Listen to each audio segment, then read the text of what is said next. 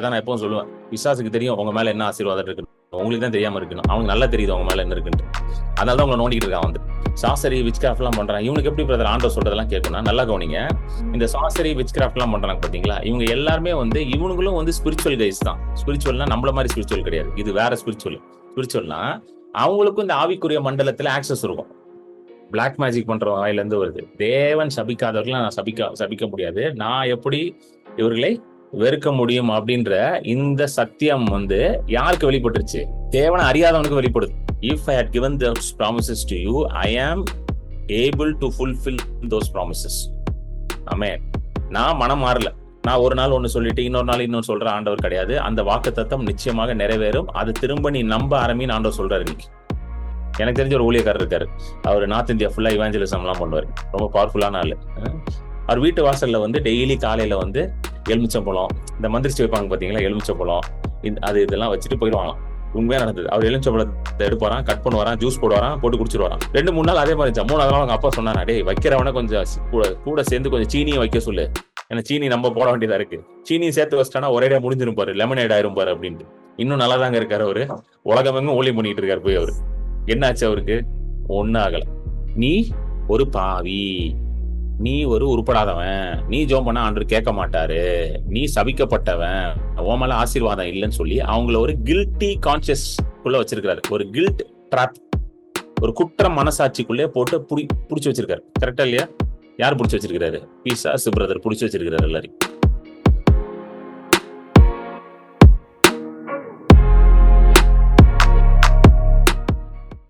போன டியூஸ்டே வந்து இந்த சாபத்திலிருந்து மீட்கப்பட்டோம் அப்படின்ற காரியத்தை வந்து நம்ம டியூஸ்டே பார்த்தோம். ரட்சிப்புல வந்து பாவத்திலிருந்து மட்டும் நமக்கு விடுதலை கிடைக்கல, பாவ மன்னிப்பு மட்டும் கிடைக்கல, அதோட சேர்த்து நிறைய காரியங்கள்ல நமக்கு ஒரு விடுதலை உண்டாகுது. இததான் வந்து நம்ம கடந்த ஒரு 10 வாரமா பார்த்துட்டு இருக்கோம். ஸோ ரட்சிப்புல நமக்கு என்ன நன்மைகள்லாம் உண்டாயிருக்கு? What are the benefits, what are the blessings of salvation? Amen. So அது ரொம்ப முக்கியமான ஒரு விஷயம் வந்து இந்த சாபத்திலிருந்து விடுதலை ஆகுறது. ஏன்னா அந்த சாபத்திலிருந்து விடுதலை ஆனோன்றது வந்து நமக்கு தெரியாமையே இருக்கு. நிறைய கிறிஸ்தவர்களுக்கு இந்த அறிவு இல்லாம இருக்குது. அதனாலதான் ரட்சிக்கப்பட்ட பிறகும் நிறைய கிறிஸ்தவர்கள் எப்படி யோசிக்கிறாங்கன்னா, ஏதோ ஒரு சாபம் வந்து வேலை செஞ்சுக்கிட்டே இருக்கு பிரதர், அந்த சாபத்தை நான் ஏதோ ஸ்பெஷலா ஏதோ ஒண்ணு பண்ணி நான் அதை என்ன பண்ணணும், அதை ரிமூவ் பண்ணணும் அப்படின்னு சொல்லிட்டு நிறைய பேர் வந்து பாத்தீங்கன்னா அப்படியே சாபம் சாபம் சாபம் சாபம்னு சொல்லி வாழ்க்கை ஃபுல்லா என்ன அந்த கர்ஸ் மென்டாலிட்டிலேயே வாழ்ந்துட்டே இருப்பாங்க. அதுக்கு ஒரு பெரிய காரணம் வந்து இந்த மாதிரி நிறைய போதனை பண்ணிடுறாங்க. இந்த மாதிரி நிறைய இடத்துல என்ன பிரசங்கம் பண்றாங்கன்னா, சாபம் இருக்கு, உனக்கு சாபம் இருக்கு, பரம்பரை சாபம் இருக்கு, அந்த சாபம் இருக்கு, இந்த சாபம் இருக்கு. அப்புறம் அந்த 10 கட்டளையில 2வது கட்டளை இருக்கு பாத்தீங்களா, 3ஆம் தலைமுறை வரைக்கும் உன்னுடைய பாவங்களை நான் விசாரிப்பேன் அப்படின்னு அந்த வசனத்தெல்லாம் வச்சு நம்மள பயம் காட்டி சாபம் இருக்கு சாபம் இருக்குன்னு சொல்லி சொல்லியே வந்து நிறைய கிறிஸ்தவர்கள் என்ன ஆகிறாங்க, இந்த சாப மைண்ட் செட்லயே, அந்த கர்ஸ் மைண்ட் செட்லயே வாழ ஆரம்பிச்சிடுறாங்க. ஆனா கிறிஸ்து சாபமானார். அந்த வசனத்தை போடுங்க, கலாத்தியர் 3:13.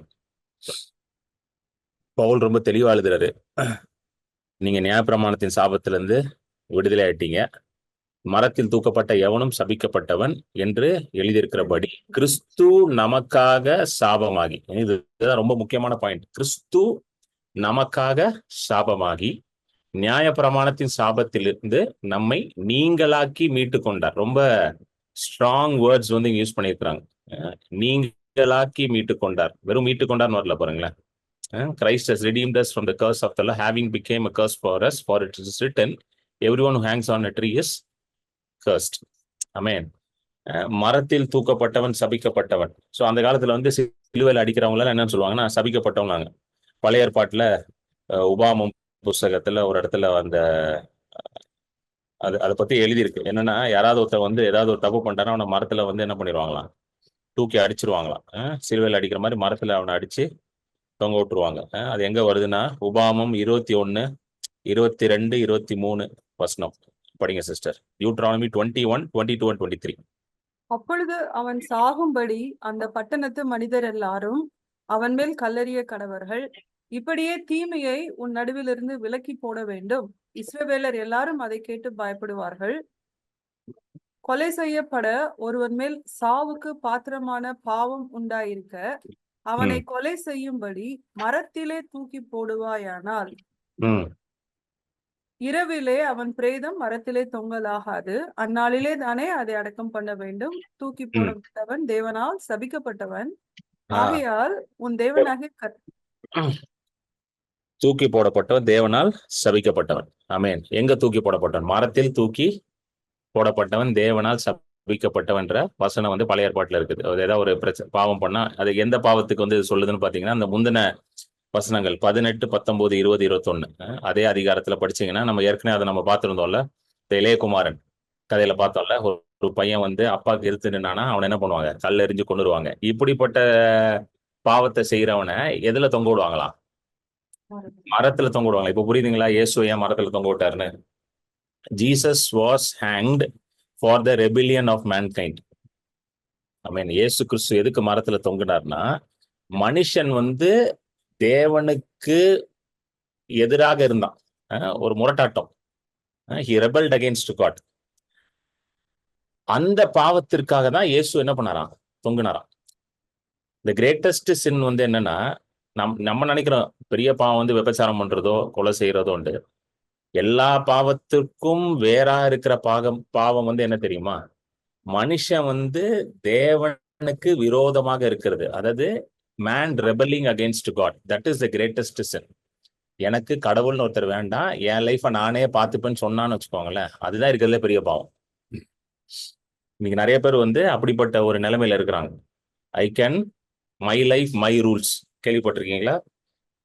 எஸ்பெஷலி இளைஞர்கள்லாம் நிறைய யங் பீப்புள்லாம் நிறைய சொல்லுவாங்க, மை லைஃப் மை ரூல்ஸ். என்னோட வாழ்க்கை நான் எப்படி வேணுமோ நடத்திப்பேன், நீங்களாம் யாரும் என்ன பண்ணுவாங்க சொல்ல வேண்டாம்.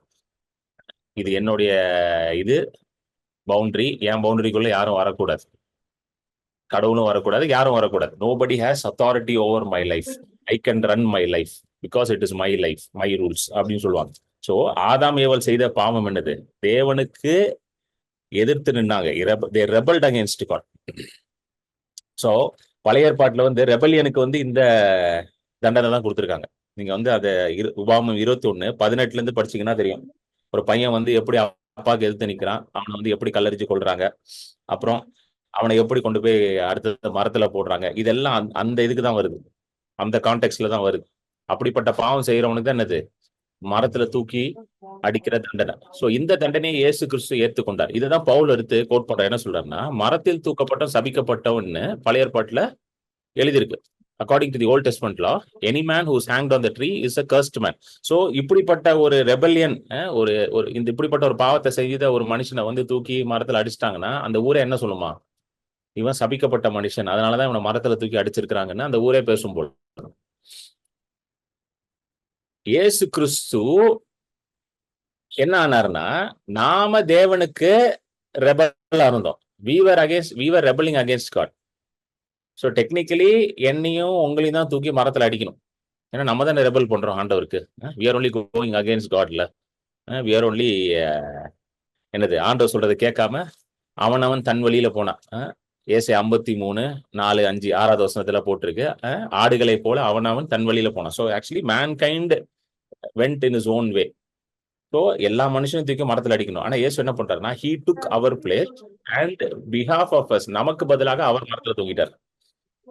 ஸோ நம்மளுடைய ரெபலியனுக்கான தண்டனை யார் மேல வந்துருச்சு? இயேசு மேல வந்துருச்சு. ஹல்லேலூயா. புரியுதுங்களா? ஸோ நம்மளுடைய தண்டனையை அவர் ஏற்றுக்கொண்டாரு. அது மட்டும் இல்லாம அந்த தண்டனைக்கான சாபம் இருக்கு பாத்தீங்களா, அது ஒரு சபிக்கப்பட்ட தண்டனை. அது வந்து it is not a good thing. அது ஒரு சபிக்கப்பட்ட தண்டனை.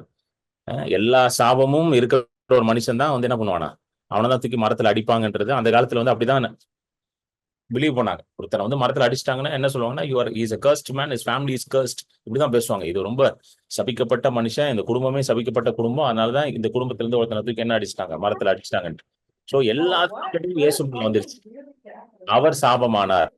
அவர் சாபமாகி நியாய பிரமாணத்தின் சாபத்திலிருந்து நம்மளை நீங்களாக்கி விடுதலையாக்கினார். ஆமென். நியாய பிரமாணம் சாபம். இதை நம்ம போன டியூஸ்டே நான் எக்ஸ்பிளைன் பண்ண. I want to repeat that again. Romans 8:2, ரோமர் 8:2 அந்த வசனத்தை போடுங்க.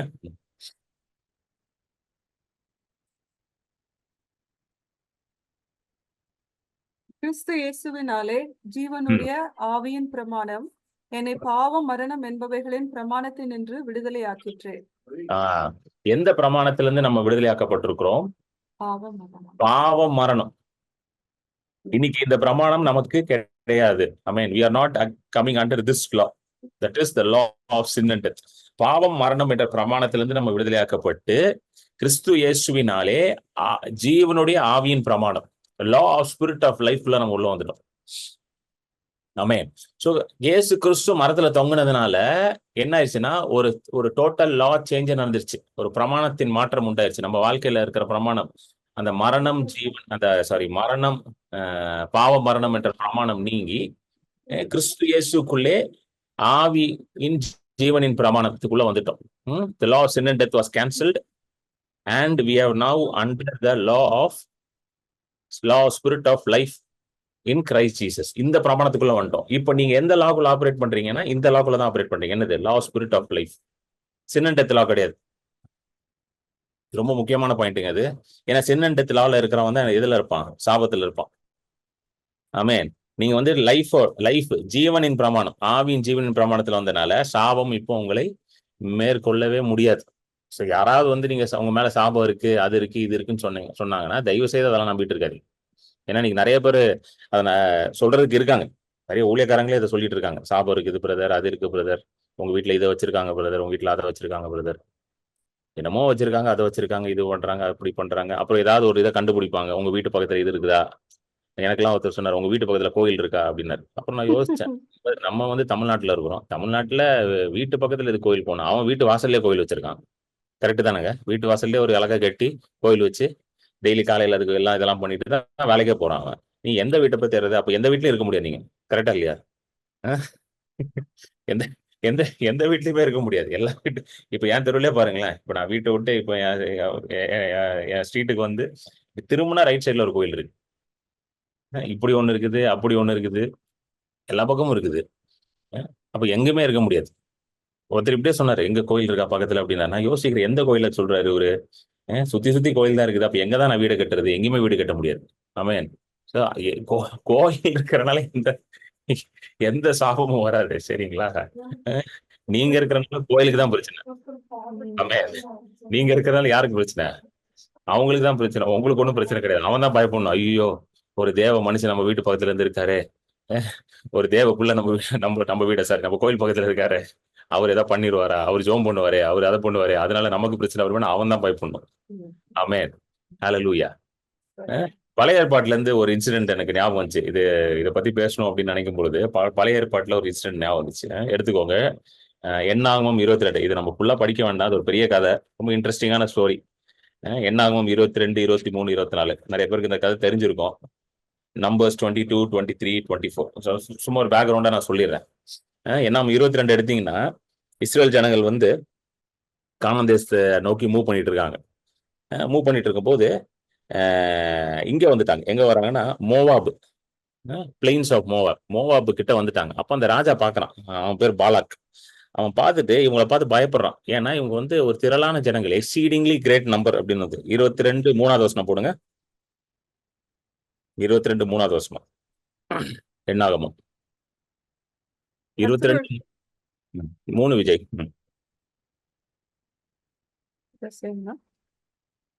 போடுங்க சிஸ்டர். ஜனங்கள் ஏராளமாய் இருந்தபடியினால் மோவாப் மிகவும் பயந்து இஸ்ரவேல் புத்திரரின் நிமித்தம் கலக்கம் அடைந்து. புரியுதுங்களா? அவன் பயந்துட்டு இப்ப என்ன பண்ணணும்னு யோசிக்கிறான். யோசிச்சுட்டு உடனே என்ன பிளான் பண்றான்னா, சரி இவனுக்கு வந்து ஒரு பெரிய தேசமா இருக்கானுங்க, அவனுக்கு அந்த கதையெல்லாம் வருது. என்ன கதை? எப்படி எகிப்துல இருந்து வெளியே கூட்டிட்டு வந்தாங்கன்னு அந்த கதையெல்லாம் கேள்வி போடுறான். ஆண்டவர் எப்படி இவங்களை வெளியே கூட்டிட்டு வந்தாருன்னு அவனுக்கு தெரிஞ்சிருச்சு. சரி இவங்களை ஒன்றும் பண்ண முடியாது, நம்ம போய் சண்டைக்கெல்லாம் போனா இவங்க ஆண்டவர் சண்டைக்கு வந்துருவாரு, தேவையில்லாம சண்டைக்கெல்லாம் போக வேண்டாம். ஆனா ஒரு விஷயம் நம்ம பண்ணலாம், இவனை எதிர்த்து இதை பண்ணா அவன் வந்து நிச்சயமா தோத்து போயிடுவான், அவனை நம்ம ஜெயிச்சிடலான்ட்டு. அது என்னன்னா, இவன் மேல இருக்கிற ஆசீர்வாதத்தை நான் என்னதான் மாத்தணும்? சாபமா மாத்தணும் அப்படின்ற அந்த ஒரு அறிவு இவனுக்கு வந்துருச்சு. அவனுக்கு கிளியரா தெரியுது, இவனுங்க இவ்வளவு பலனா இருக்கிறது காரணம், இவ்வளவு ஸ்ட்ராங்கா இருக்கிறது காரணம், இவ்வளவு எப்படி சொல்றது, ஒரு பெரிய சேனையா இருக்கிறது காரணம் ஆசீர்வாதம் தான். சரிங்களா? It is because of the blessing only they are such a mighty force. அதனாலதான் யாருமே உங்களுக்கு தொட முடியல. பாரோனே வந்து தோக்கடிச்சிட்டாங்க. ஏன்னா அந்த காலத்துல ஈஜிப்ட் தான் சூப்பர் பவர். பாரோனே தோக்கடிச்சிட்டு வெளியே வந்துட்டானுங்க. இதை எப்படி நான் இவங்களை தோக்கடிக்கணும்? There's only one way. அதுக்கு ஒரே வழி தான். என்னது? இவனுக்கு மேல இருக்க ஆசீர்வாதத்தை நான் மாத்தணும். இப்போ பாருங்க, அவனுக்கு தெரிஞ்சிருச்சு எது ஒர்க் பண்ணுது அவன் மேலன்ட்டு. யாருக்கு தெரிஞ்சிருச்சு? இஸ்ரவேலுக்கு தெரிஞ்சவளே இவனுக்கு தெரிஞ்சிருச்சு. அதான் நான் எப்பவும் சொல்லுவேன், பிசாசுக்கு தெரியும் உங்க மேல என்ன ஆசீர்வாதம் இருக்குன்னு. உங்களுக்கு தான் தெரியாம இருக்கணும். அவனுக்கு நல்லா தெரியுது உங்க மேல என்ன இருக்குன்ட்டு. அதனாலதான் உங்களை நோண்டிக்கிட்டு இருக்கான் வந்து. பிசாசு வந்து ஏன் நம்மள நோண்டுறான்னு தெரியுமா? நோண்டுறான்னா என்னன்னா, லிட்டரலா நோண்ட மாட்டான். ஏதாவது போய் சொல்லிக்கிட்டே இருப்பான். நீ சரியில்லை, அது இல்லை, இப்படி இல்லை அப்படின்னு சொல்லி நம்மள பயம் காட்டிக்கிட்டு, இந்த இந்த சின்ன பிள்ளைங்களுக்கு வந்து இந்த இருட்டுல ஒளிஞ்சிட்டு பே அப்படின்னுவாங்களா, அது மாதிரி நம்மள பயம் காட்டிக்கிட்டு இது மாதிரி ஏதாவது பண்ணிக்கிட்டே இருப்பான். ஏன்னா அவனுக்கு தெரியும் இவங்க மேல இருக்கிற ஆசீர்வாதம் என்னன்னு இவங்களுக்கு தெரிஞ்சிருச்சுன்னா நம்மளை காலி பண்ணிடுவாங்க. அதனால அது தெரியாம இவங்களை பயம் காட்டிக்கிட்டே இருக்கணும்னு தான் பண்ணுவான். ஸோ அதனால இவன் என்ன பண்றான் பாலாக்கு, சரி இவங்களை சபிக்கணும். ஸோ அதுக்கு யாரை வச்சு சபிக்கலாம்னா, அப்ப பாலாம் அப்படின்னு ஒரு ஆளை கூப்பிடுறான். பாலாம் வந்து யாருன்னா இஸ்ரவேல் ஜனங்க ஆள் கிடையாது. Is from Aram. அராம்ன்ற ஒரு இடத்துல இருந்து வரான். Is an அராமியன். அராம்ன்ற ஒரு இடத்துல இருந்து வர ஒரு ஆளு. நான் இஸ்ரேலேட்டு. அவனுடைய வேலையே வந்து என்னதுன்னா மந்திரம் பண்றதுதான் வேலையை. Is a man who practices divination. இந்த மந்திரம், தந்திரம், வில், சூனியம், இதெல்லாம் இந்த பிளாக் மேஜிக், இதுதான் வேலையை. இப்படிப்பட்ட ஒரு மனுஷனை கூப்பிட்டு என்ன சொல்றாரு இந்த கிங்கு, எப்பா இந்த ஜனங்களை நீ என்ன பண்ணணும்? சபிக்கணும் அப்படின்றான். சோ அது எங்க எங்க சொல்றான் பாருங்க, 6வது வசனம். அதே இதுல 6வது வசனத்தை போடு விஜய். 22:6. அவர்கள் என்னிலும் பலவான்கள் ஆகிலும் நீர் ஆசீர்வதிக்கிறவன் ஆசீர்வதிக்கப்பட்டவன், நீர் சபிக்கிறவன் சபிக்கப்பட்டவன் என்று அறிவேன். ஆதலால் நீர் வந்து எனக்காக அந்த ஜனத்தை சபிக்க வேண்டும். அப்பொழுது ஒருவேளை நான் அவர்களை முறியடித்து அவர்களை இத்தேசத்திலிருந்து துரத்தி விடலாம் என்று சொன்னான். அவன் என்ன சொல்லிட்டான், பாலாம் என்ன சொல்றான், எப்பா உனக்கு நீ ஒரு நல்ல மந்திரவாதி. நீ எவனை ஆசீர்வதிக்கிறியோ அவன் ஆசீர்வாதமா இருப்பான். எவனை சபிக்கிறியோ அவன் சபிக்கப்படுவான். நீ வந்து அவனை சபிச்சிரு. சபிச்சானா அவனை நான் என்ன பண்ணிடலாம்? முறியடிச்சிடலாம். This is the only way to defeat him அப்படின்னு சொல்லி அவனை கூப்பிடுறான். அவனுக்கு பெரிய இதெல்லாம் கொடுக்குறானுங்க, சன்மானங்கள்லாம் கொடுத்து. அடுத்த வசனம் 7வது வசனம் படிங்க. அப்படியே மோவாபின் மூப்பரும் மீதியானின் மூப்பரும் குறி சொல்லுதலுக்குரிய கூலியை தங்கள் கையில் எடுத்துக்கொண்டு புறப்பட்டு பிலேயாமின் இடத்தில் போய் பாலாக்கின் வார்த்தைகளை அவனுக்கு சொன்னார்கள். குறி சொல்லுகிற கூலி அப்படின்னா இவன் குறி சொல்றவன் தான். Is a diviner, sorcerer, diviner, black magician, என்ன வேணா சொல்லலாம். அவனுக்கு கூலி எடுத்துட்டு போய் கொடுக்குறாங்க, எல்லாம் பண்றாங்க, எல்லாம் இது பண்ணி அவனை ரெடி பண்றாங்க. ஆனா அவன் என்னன்னா, அவன்கிட்ட ஆண்டவர் பேசிட்டாரு, நைட்டு பேசுறாரு அவன்கிட்ட ஆண்டவர். என்ன சொல்ற, நீ போகக்கூடாது, நீ வந்து நான் ஆசீர்வதிச்ச ஜனங்களை நீ என்ன பண்ணக்கூடாது, போய் ஆசீர்வதிக்க கூடாதுன்னு ஆண்டவர் பேசுறாரு. ஆனாலும் அவன் என்ன பண்றான், காசுப்பட்டு திரும்ப போறான். இதுதான் இந்த ஃபர்ஸ்ட் சாப்டர் ஃபுல்லா, இந்த 22வது சாப்டர் ஃபுல்லா இதான். ஆண்டவர் பேசுவாரு, இவன் திரும்ப போவான், ஆண்டவர் சொல்றது கேட்காம. அப்ப ஆண்டவர் என்ன சொல்றாரு, எப்பா நீ போனா நான் சொல்றது நீ பேசணும், நீ நானும் பேசக்கூடாதுன்ற கடைசியில. நீ போ, நான் சொல்றது பேசுங்க. சோ இவன் வந்து பாத்தீங்கன்னா இவன் தீர்க்கதரிசி கிடையாது. பாத்தீங்களா, இப்ப எலியா மாதிரி தீர்க்கதரிசின்னு நாமான் வந்து எலியா கிட்ட வந்து சொல்றான், இந்தாங்க வச்சுக்கோங்க சன்மானம். எலியா என்ன சொல்ல, அதெல்லாம் ஒண்ணு வேணாம் போயா அப்படின்றான். அந்த கதை தெரியும்ல, நாமான் சுகமானோன்னு, அதெல்லாம் ஒண்ணு வேண்டாம் எடுத்துட்டு போ, ஏன்னா தேவ மனுஷன். இவன் குறி சொல்றவன் தானே. சோ இங்க வாங்கிக்கிறான், நல்லா வாங்கிட்டு ஆண்டவர் சொல்றதையும் ஃபாலோ பண்ணிக்கிறான். டபுள் கேம் மாட்டான். பாலா கிட்டே நல்லா காசு வாங்கிக்கிறது, அப்புறம் ஆண்டவர் சொல்றதை ஃபாலோ பண்ண வேண்டியது. நீங்க கேட்கலாம், எப்படி எப்படி பிரதர் இவன் வந்து சாசரி விச் கிராஃப்ட் எல்லாம் பண்றான், இவனுக்கு எப்படி பிரதர் ஆண்டவர் சொல்றதெல்லாம் கேட்கணும்? நல்லா கவனிங்க. இந்த சாசரி விச் கிராஃப்ட் எல்லாம் பண்றாங்க பாத்தீங்களா, இவங்க எல்லாருமே வந்து இவனுங்களும் வந்து ஸ்பிரிச்சுவல் கைஸ் தான். ஸ்பிரிச்சுவல்னா நம்மள மாதிரி ஸ்பிரிச்சுவல் கிடையாது, இது வேற ஸ்பிரிச்சுவல்னா அவங்களுக்கும் இந்த ஆவிக்குரிய மண்டலத்துல ஆக்சஸ் இருக்கும். சி, ஆண்டவர் எங்க இருக்கிறாரு? தேவன் வந்து ஆவியாக இருக்கிறார். God is a spirit. Amen. So அவர் ஆவிக்குரிய மண்டலத்துல தான் அவர் இருக்கிறார். பிசாசு எங்க இருக்கிறான்? அவனும் ஆவிக்குரிய மண்டலத்துல தான் இருக்கிறான். அவனை நேச்சுரலா அவங்க கூட பக்கத்துல நின்று இருக்கானா? கிடையாது. அவனும் ஆவிக்குரிய மண்டலத்துல தான் இருக்கிறான். எல்லாமே ஆவிக்குரிய மண்டலத்துல தான் இருக்குது.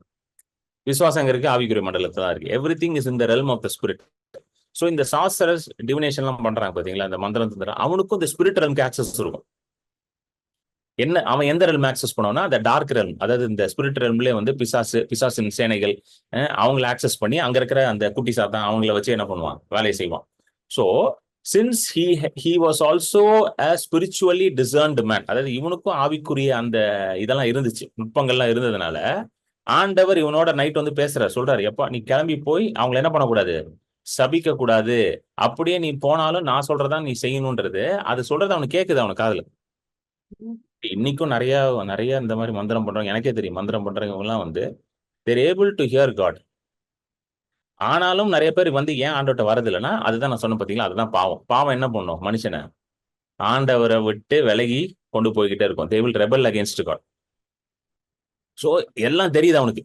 இவங்க தேவ ஜனங்கள், இவங்க ஆசீர்வதிக்கப்பட்டவங்க, ஆண்டவர் இவங்க பக்கம் இருக்கு, எல்லாம் தெரியுது. ஆனாலும் என்ன பண்றான்? காசு கொடுக்குறாங்கல்ல, நல்ல காசு கொடுக்குறாங்கல்ல. ராஜா வந்து கொடுக்குறான்னா சும்மா கொடுப்பானா? நல்லா அள்ளி கொடுக்குறான். கொடுக்குறான்னா அதையும் வாங்கிட்டு கிளம்பி போறான். அப்புறம் போகும்போது கழுதையில போவான். அந்த கதை தெரியும். கழுதை அவனை திருப்பி பேசும். கழுதையை போட்டு அடிப்பான். உடனே கழுதை அவன்கிட்ட பேசும். நான் உன் கூட இருக்கிறேன்னு இத்தனை வருஷமா என்னையா அடிக்கிறேன்னு கழுதை பேசும். அதெல்லாம் அப்படியே போயிட்டு கடைசியில பார்த்தீங்கன்னா 23வது அதிகாரம் வந்துருங்க. 23 வந்தோடனே இப்ப முதல் தடவை போய் அவன் என்ன பண்ணும்? அவங்களே சபிக்கணும்னு சொல்லிட்டு பாலா கூட்டு போறான். போன உடனே பாருங்க 23வது அதிகாரம் 4வது வசனம். தேவன் பிலேயாமை சந்தித்தார். அப்பொழுது அவன் அவரை நோக்கி, நான் 7 பலிபீடங்களை ஆயத்தம் பண்ணி ஒவ்வொரு பலிபீடத்தில் ஒவ்வொரு காளையையும் ஒவ்வொரு ஆட்டுக்கடாவையும் பலியிட்டேன் என்றான்.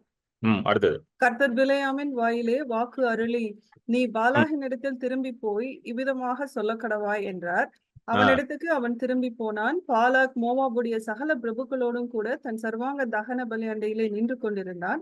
அப்பொழுது அவன் தன் வாக்கியத்தை எடுத்துரைத்து, மோவாபின் ராஜாவாகிய பாலாக் என்னை கிழக்கு மலைகளில் உள்ள ஆராமிலிருந்து வரவழைத்து, நீ வந்து எனக்காக யாக்கோபை சபிக்க வேண்டும், நீ வந்து இஸ்ரவேலை வெறுத்து விட வேண்டும் என்று சொன்னான். போதும் சிஸ்டர், போதும்.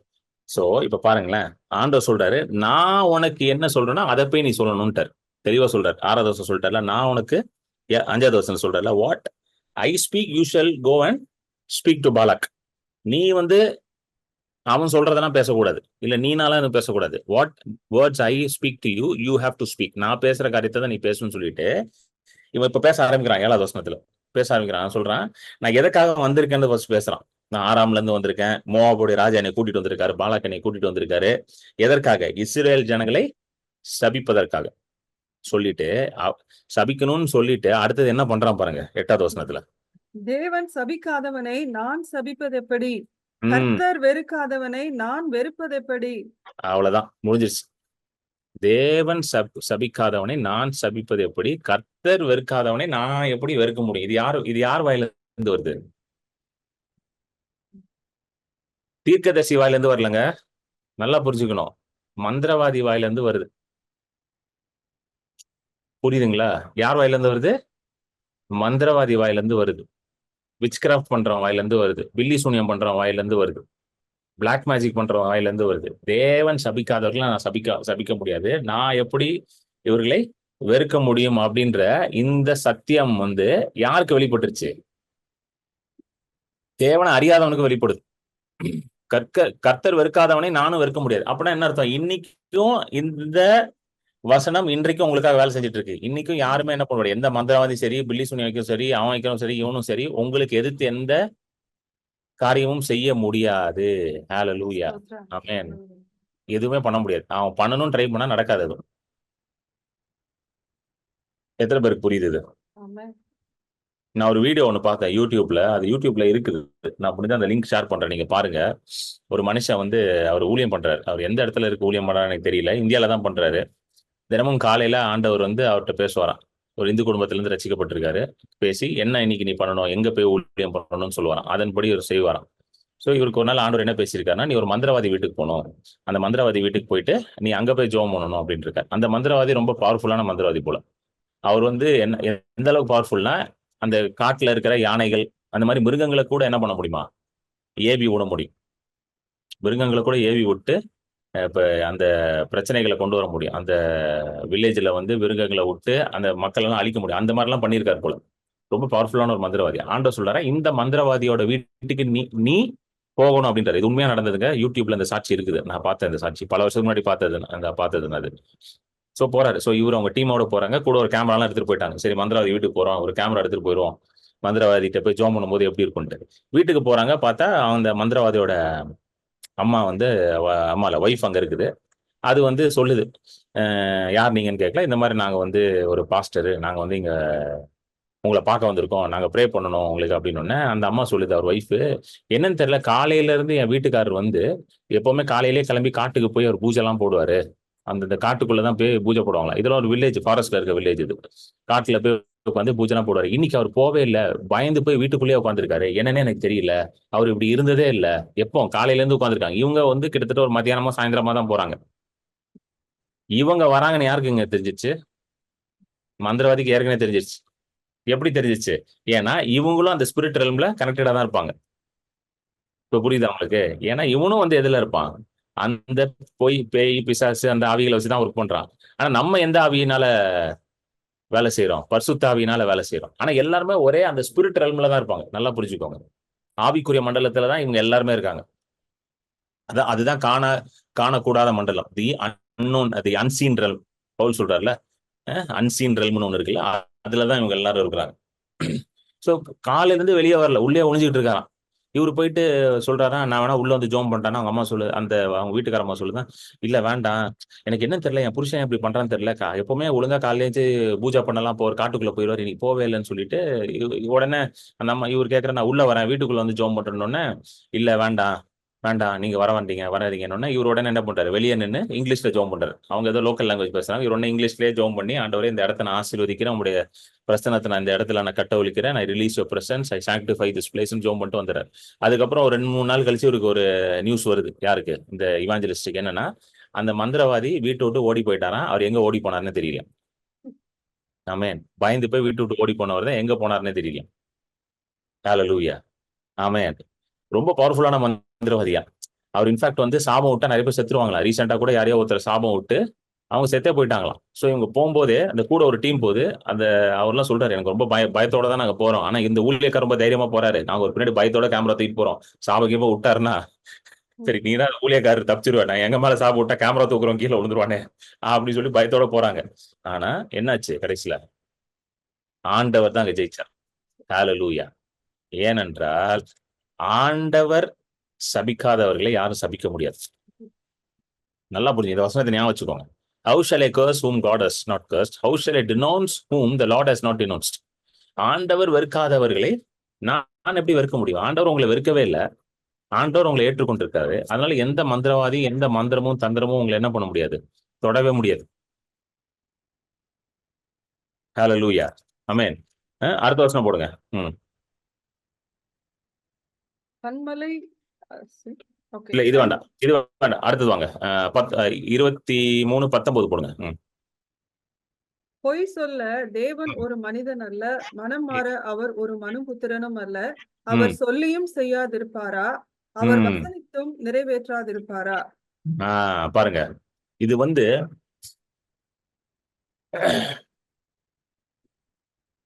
பொய் சொல்ல அவர் மனுபுத்திரரும் அல்லன்றது ஒரு மந்திரவாதியோட வாயிலிருந்து வருது. ரொம்ப நாளா எனக்கு சின்ன வயசுல இந்த கதை எனக்கு சொல்லியிருக்காங்க. அது எப்படி சொல்லி கொடுத்துட்டாங்கன்னா, ஒரு கழுதை இருந்துச்சு, அந்த கழுதை வந்து பேசிச்சு, இப்படிதான் கதை சொன்னாங்க எனக்கு. இந்த காரியத்தெல்லாம் சொல்லவே இல்லை பாருங்களேன். பாருங்க, எதை சொல்லி தரணுமோ அதை விட்டுட்டாங்க. கழுதை பேசிச்சுன்னு சொல்லி கொடுத்தாங்க. இது கழுதை பேசிட்டானா பேசாட்டி எனக்கு என்ன இப்போ? முக்கியமான பாயிண்ட் கழுதை பேசுறது கிடையாது. ஆனா நிறைய பேருக்கு இந்த கதை எப்படி தெரியும்? பாலாம்னு ஒரு ஆள் இருந்தான், அவன் கழுதை மேல போனான், போயிட்டு இருக்கும்போது கழுதை திரும்பி என்ன பண்ணிச்சான்? அவனை பார்த்து பேசிச்சான். இந்த கதை தான் எனக்கு சின்ன வயசு சொல்லி கொடுத்தாங்க. அதுக்கப்புறம் நான் ஒழுங்கா உட்காந்து படிக்கும் போது இந்த வசனத்தை அடிக்கடி நிறைய பேர் சொல்லுவாங்க. போய் சொல்ல அவர் மனுபுத்திரரும் அல்ல, மனமாற அவர் மனிதனும் அல்லன்னு. நான் நினைச்சேன், சரி ஏதோ தீர்க்கதரிசி தான் சொல்லியிருக்காரு போல பழைய ஏற்பாடுன்ட்டு. ரொம்ப வருஷத்துக்கு முன்னாடி இதை படிக்கும்போது பார்த்தா, அடப்பாவி, எந்த தீர்க்கதரிசி சொல்ல ஒரு மந்திரவாதி சொல்லியிருக்கான், அவனுக்கு கூட பெரிய ரெவலேஷன் இருந்திருக்கு. ஆண்டவர் பொய் சொல்ல மாட்டார், ஆண்டவர் மனம் மாற மாட்டார். நம்ம தான் நினைச்சுட்டு இருக்கோம் ஆண்டவர் பொய் சொல்லிட்டு இருக்காருன்ட்டு.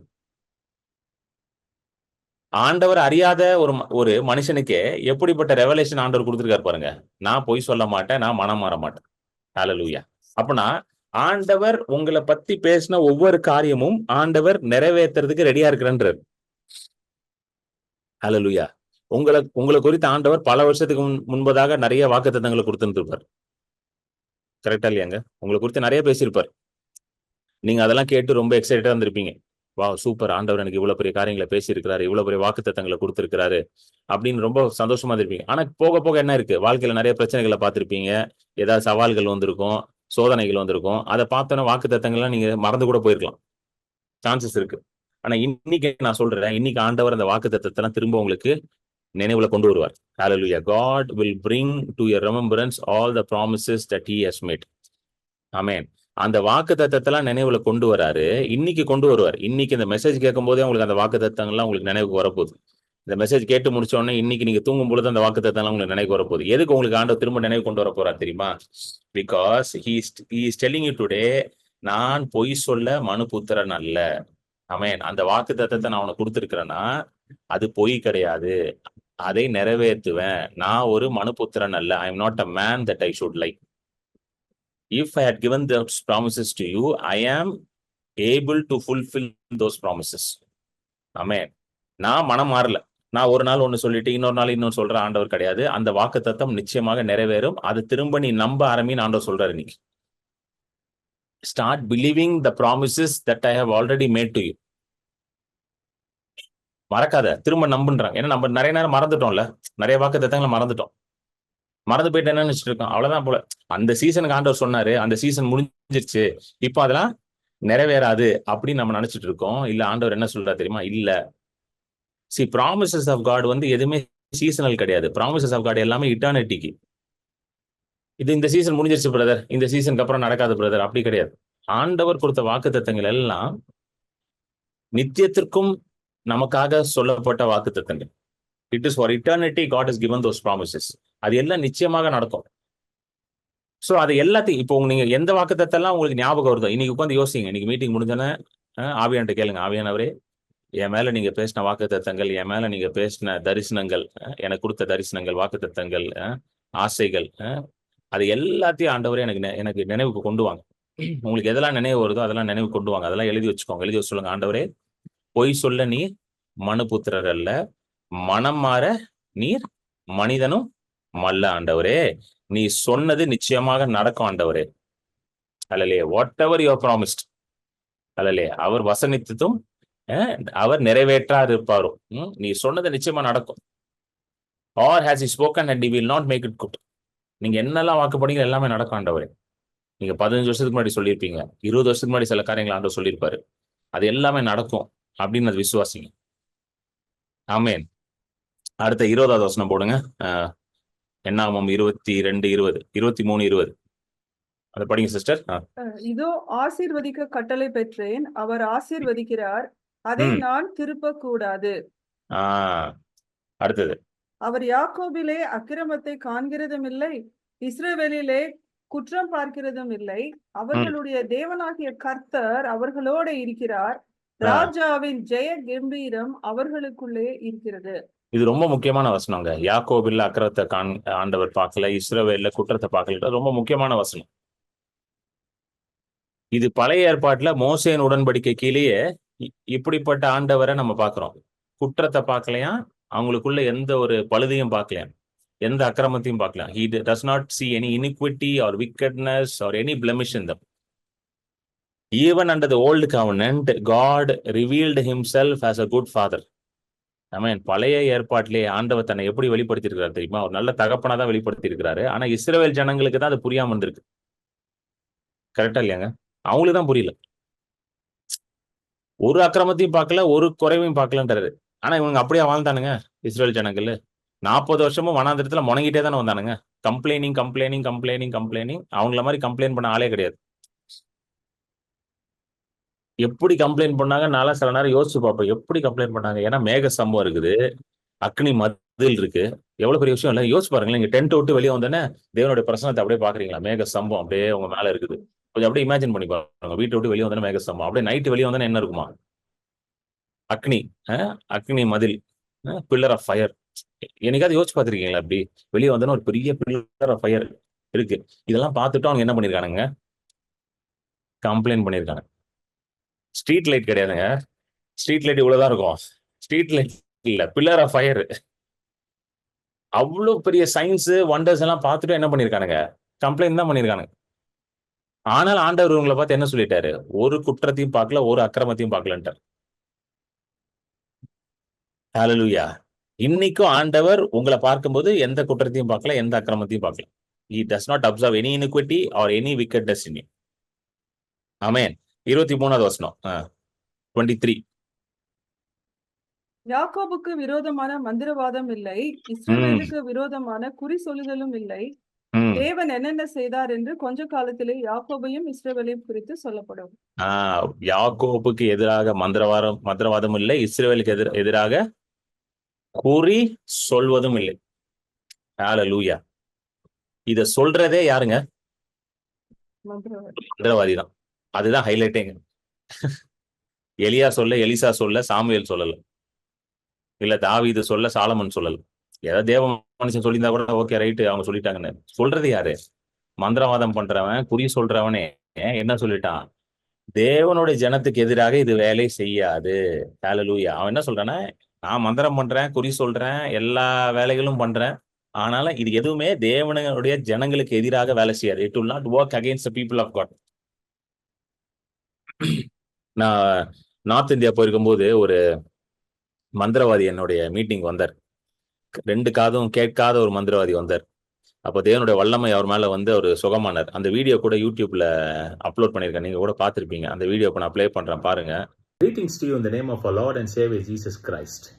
During my mission trip to Odisha in the month of November 2023, I was ministering in a tribal village in the interior part of Odisha. During the meeting, an old man who had been involved in black magic, witchcraft and occult practices was present there. He had been deaf in both his ears for more than 3 years. So during the healing time, the power of God came upon him and both his ears were opened instantly by the power of God. God showed his goodness and mercy and immediately healed this man. Though he did not know the Lord, the love of God came upon him and he was delivered. Watch this powerful testimony on the goodness and the love of God. God bless you.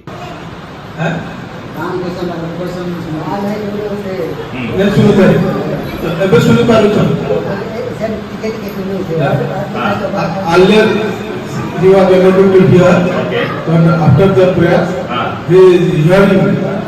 Wow, praise God. Praise God. So now you can hear clearly. Ask him. Clearly শুনি পাচ্ছেন না কি কে বাকি আছে?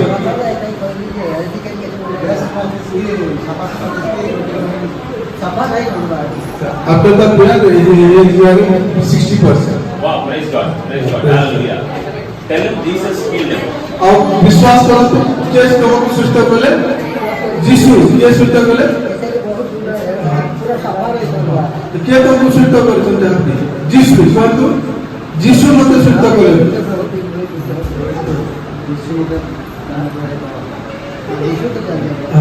Okay, we are going to pray one more time for him. ଆଉ ଥରେ ତମ ପାଇଁ ପ୍ରାର୍ଥନା କରିବା ପାଇଁ ଯାଉଛି 100% healed. ବିଶ୍ୱାସ କର ପ୍ରଭୁ ପ୍ରଭୁ ସମ୍ପୂର୍ଣ୍ଣ ସୁସ୍ଥ କରିବେ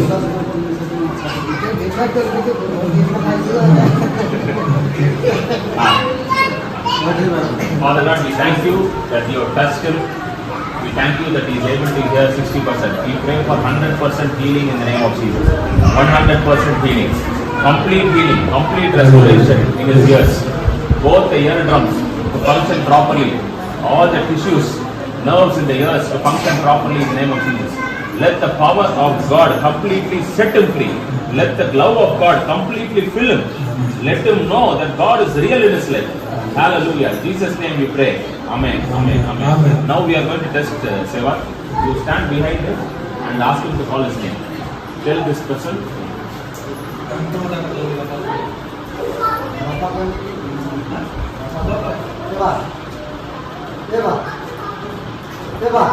ଶୁଣିପାରିବ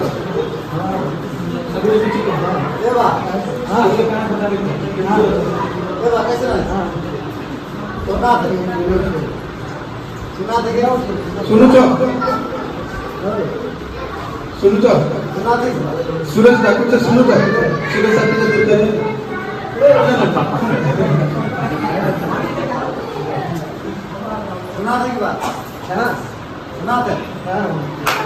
Hallelujah. இந்த மனுஷன் இருக்காரு பாத்தீங்களா ஒருத்தர், இவர் வந்து அந்த ஊர்ல இருக்கிற மந்திரவாதி. நான் போன ஒரு வில்லேஜ், அந்த மைக் வச்சிருக்காருல ஒயிட் ஷர்ட் போட்டு, அவர் தான் அந்த மிஷினரி சேவாக். அவர் நம்மளுடைய ஜூம் மீட்டிங் வந்திருக்கிறாரு.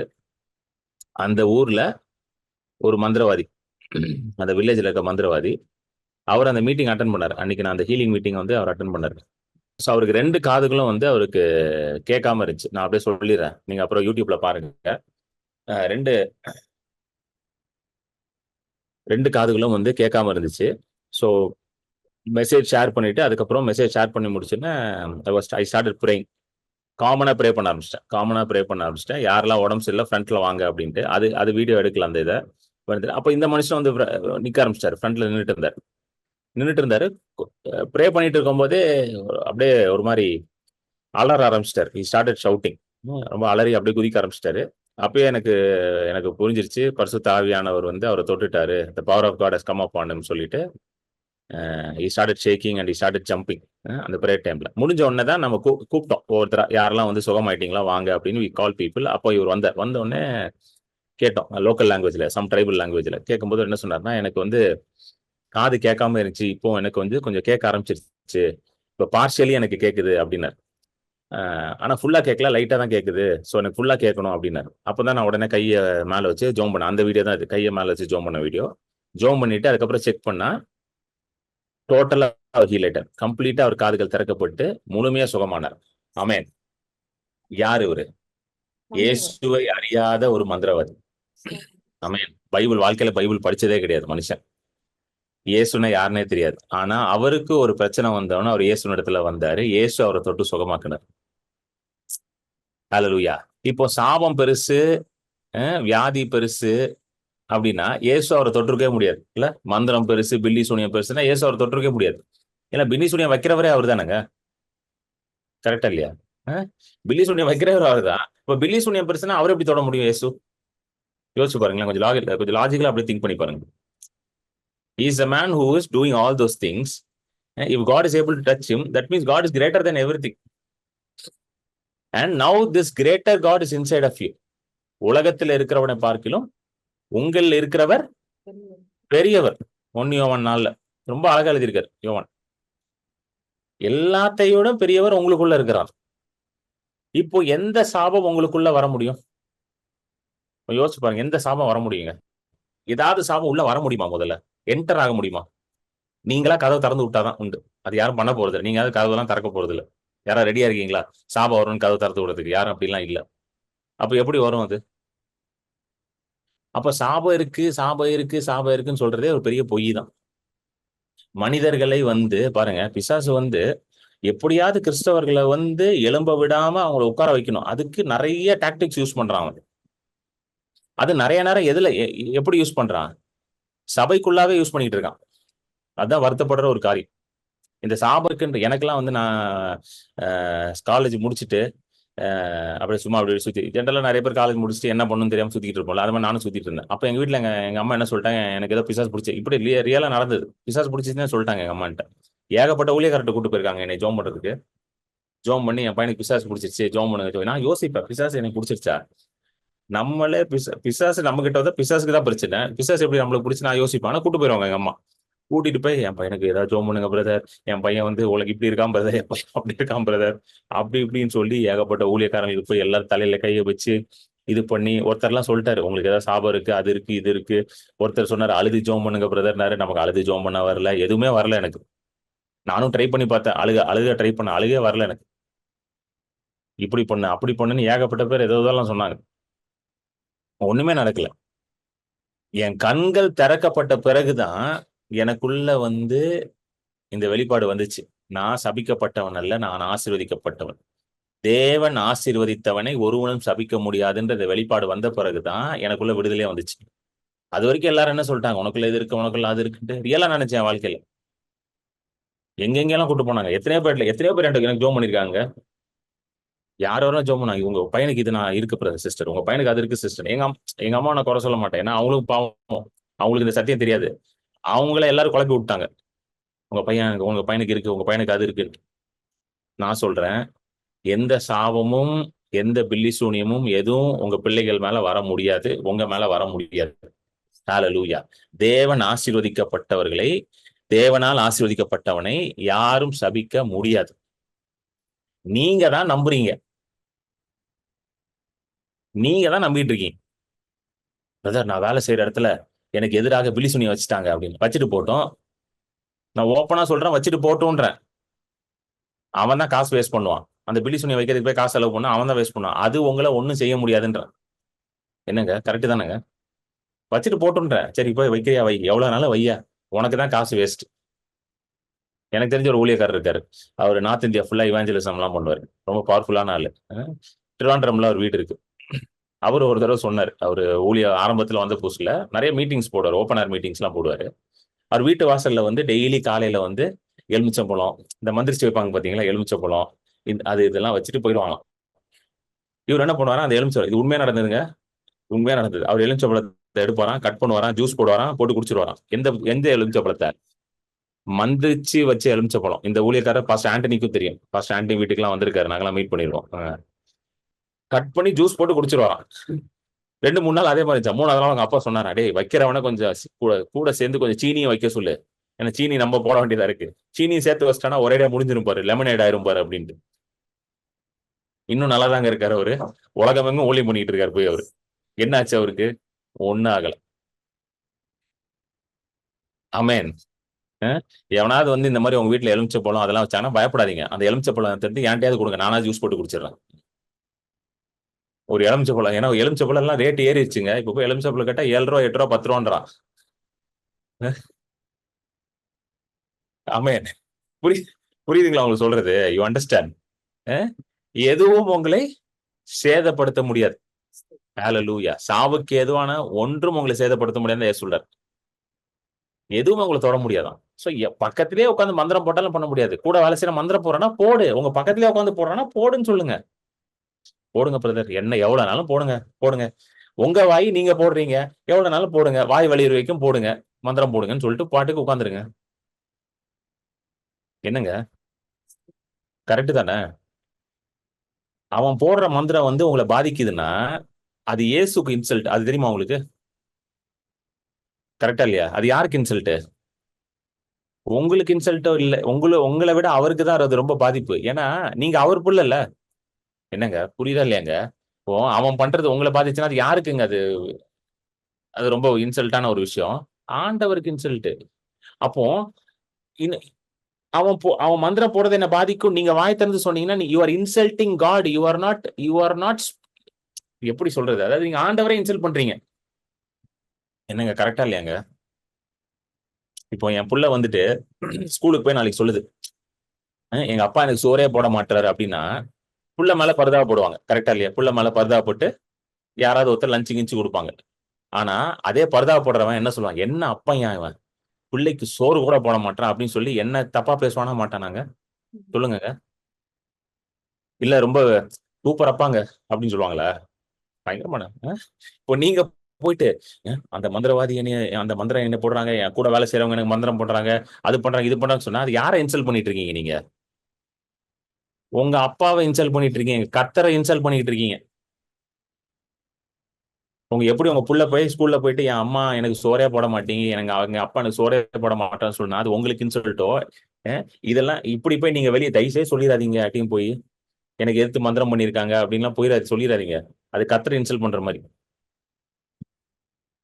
மந்திரம் பண்றவனை கூப்பிட்டு என்ன தெரியுமா சொல்லணும், நீ நல்லா பண்ணியா, எவ்வளவு நல்லா பண்ணு, சரியா, அது ஒண்ணு என்ன பண்ணாது அப்படின்னு வேணா சொல்லுங்க 4 வார்த்தை. எத்தனை பேருக்கு புரியுதுண்ணா?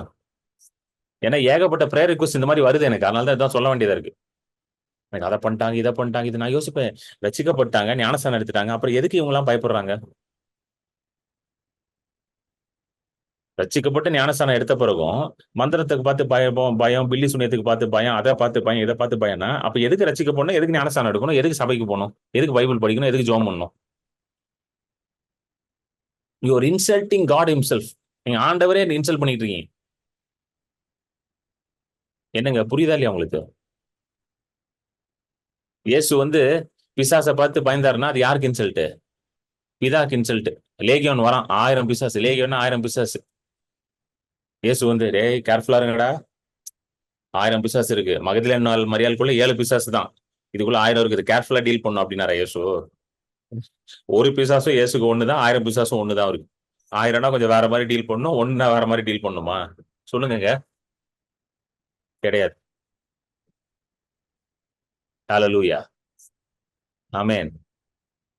எல்லா அந்தகார சக்தியில இருந்தும் ஆண்டவர் நம்மளை நீங்களாக்கி மீட்டு கொண்டார். Amen. God has redeemed us from every power of darkness. That is including Satan, including curse, including sorcery, witchcraft, divinity, எல்லாத்துல இருந்து உங்களை மீட்டு கொண்டார். இப்ப எதுக்குமே உங்க மேல பவர் கிடையாது. இன்ஃபேக்ட் நீங்க இதை எதிர்த்து ஜோம் கூட பண்ண வேண்டாங்க. இயேசு நாமத்துல போன் கூட நீங்க சொல்ல தேவையில்ல. தெரியுமா உங்களுக்கு? தெரியுமா தெரியாதாங்க? சில பேர் வந்து நான் பார்த்திருக்கேன், டெய்லி ஜோம் பண்ணுவாங்க. இயேசு நாமத்துல பில்லி சுனி கட்டுகளை உடைக்கிறேன், இயேசு நாமத்துல அதை உடைக்கிறேன், டெய்லி ஜோம் பண்ணிக்கிட்டே இருப்பாங்க. நான் கேட்டேன், எதுக்குங்க டெய்லி ஜோம் பண்ண? இல்ல பிரதர், யாரா வச்சிருவாங்க. இல்ல பிரதர், அது அதாவது முன்கூட்டியே ஜோம் பண்ணிக்கிறாங்க, அட்வான்ஸா.